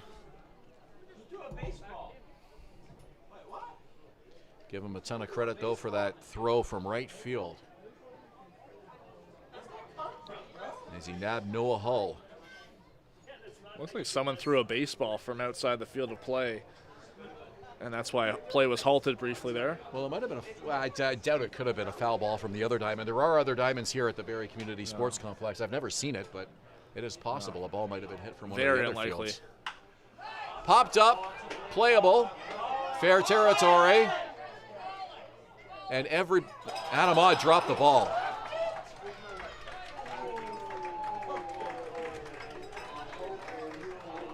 A 100 fans yelling "call it" probably didn't help him. No. But that's a huge error. I mean, that's one that's kind of inexcusable. If you're Josh Matlow, you know, his hat's off the top step of that dugout. It's not a good thing. That's wiping the sweat from his forehead. Because that puts the tying run at the plate. Brendan Luther, who has gone deep off of Carlos Sano this year. Well, it was his ball all the way. There was no confusion about that. It was just Adam Odd gave this team the lead. Now you don't want to give it back. Top of the 9th inning. Here's Brendan Luther. Second error of the game for Odd. First one coming in the 6th, which set up what was the biggest jam of the game for Frank Garces. Ended up leaving the bases loaded, but this one arguably could be more costly. Well, absolutely. That error came with 2 outs. This error comes with nobody out in the top of the 9th inning. Baycats dodged a bullet in that 6th inning. They may not be so lucky here. We'll see. The 2-run lead for Barrie. And how big that insurance run might end up being, too. Carlos Sano has given up 3 home runs this year, and one of them was to Brendan Luther. The last time these two teams played in Welland. Jackfish fans love the sound of that. 1-1, and Sano misses by a good margin. Seems to be pitching him carefully here. 2-1. Luther tonight, 1 for 3. Reached on a bunt, stole a base, and scored. Scored the first run of the game for the Jackfish. It held up until the bottom of the 8th inning. Sano checks the runner. Gideon leans, does not go, and it's fouled off at home plate. Everybody clap your hands.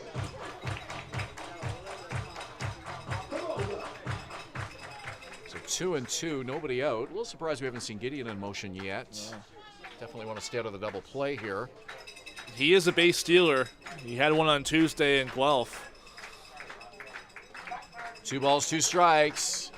Listen to this crowd. Energy in the ballpark here tonight. Carlos Sano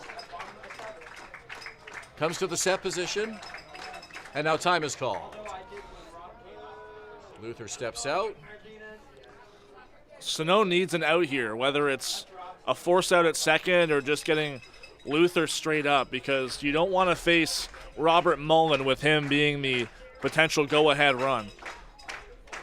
2-2 on the ground to short, could be 2 to second for 1 to first. Double play!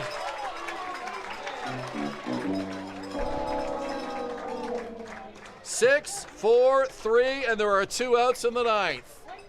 Adam Odd really made up for the error with the way he was able to turn that double play. A quick release. It looked like an awkward one the way he kind of came at second base, but the throw just gets to Nolan McNabrota at first in time, and you got to imagine that's another huge sigh of relief for Adam Odd to be able to make that double play happen. Well, you knew you were going to face Robert Mullen at some point in this inning, and this is how you wanted it to happen, with the bases empty and 2 out. Rather than a couple of runners on and nobody out, or 1 on and 1 out. Suddenly, this situation seems a little less threatening for the Baycats. First pitch popped up. Should be the game. And it's Hernandez making the catch. And the Baycats come from behind to win it 3-1.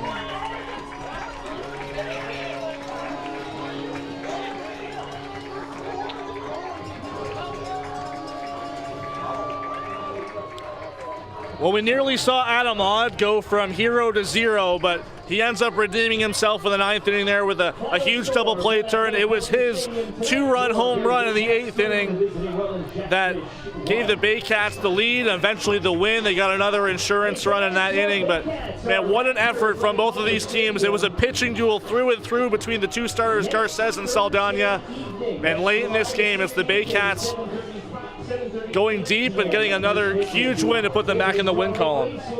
Adam Odd, the hero. Frank Garces and Carlos Sano hold the Jackfish to just 1 run here tonight. And it's Barrie's 4th win over the Jackfish. And they win tonight and come from behind fashion by a score of 3-1. Enjoy the All-Star break, everyone. The Baycats are in Brantford tomorrow night, and Julius and I will be back here next week. The Toronto Maple Leafs will be back in town. We hope you can join us here at the ballpark. If not, we'll have the call for you, as always, here on Baycats TV. Final tonight, Baycats 3, Jackfish 1. Thanks for joining us here from Athletic Culture Stadium in Springwater. Good night, everybody.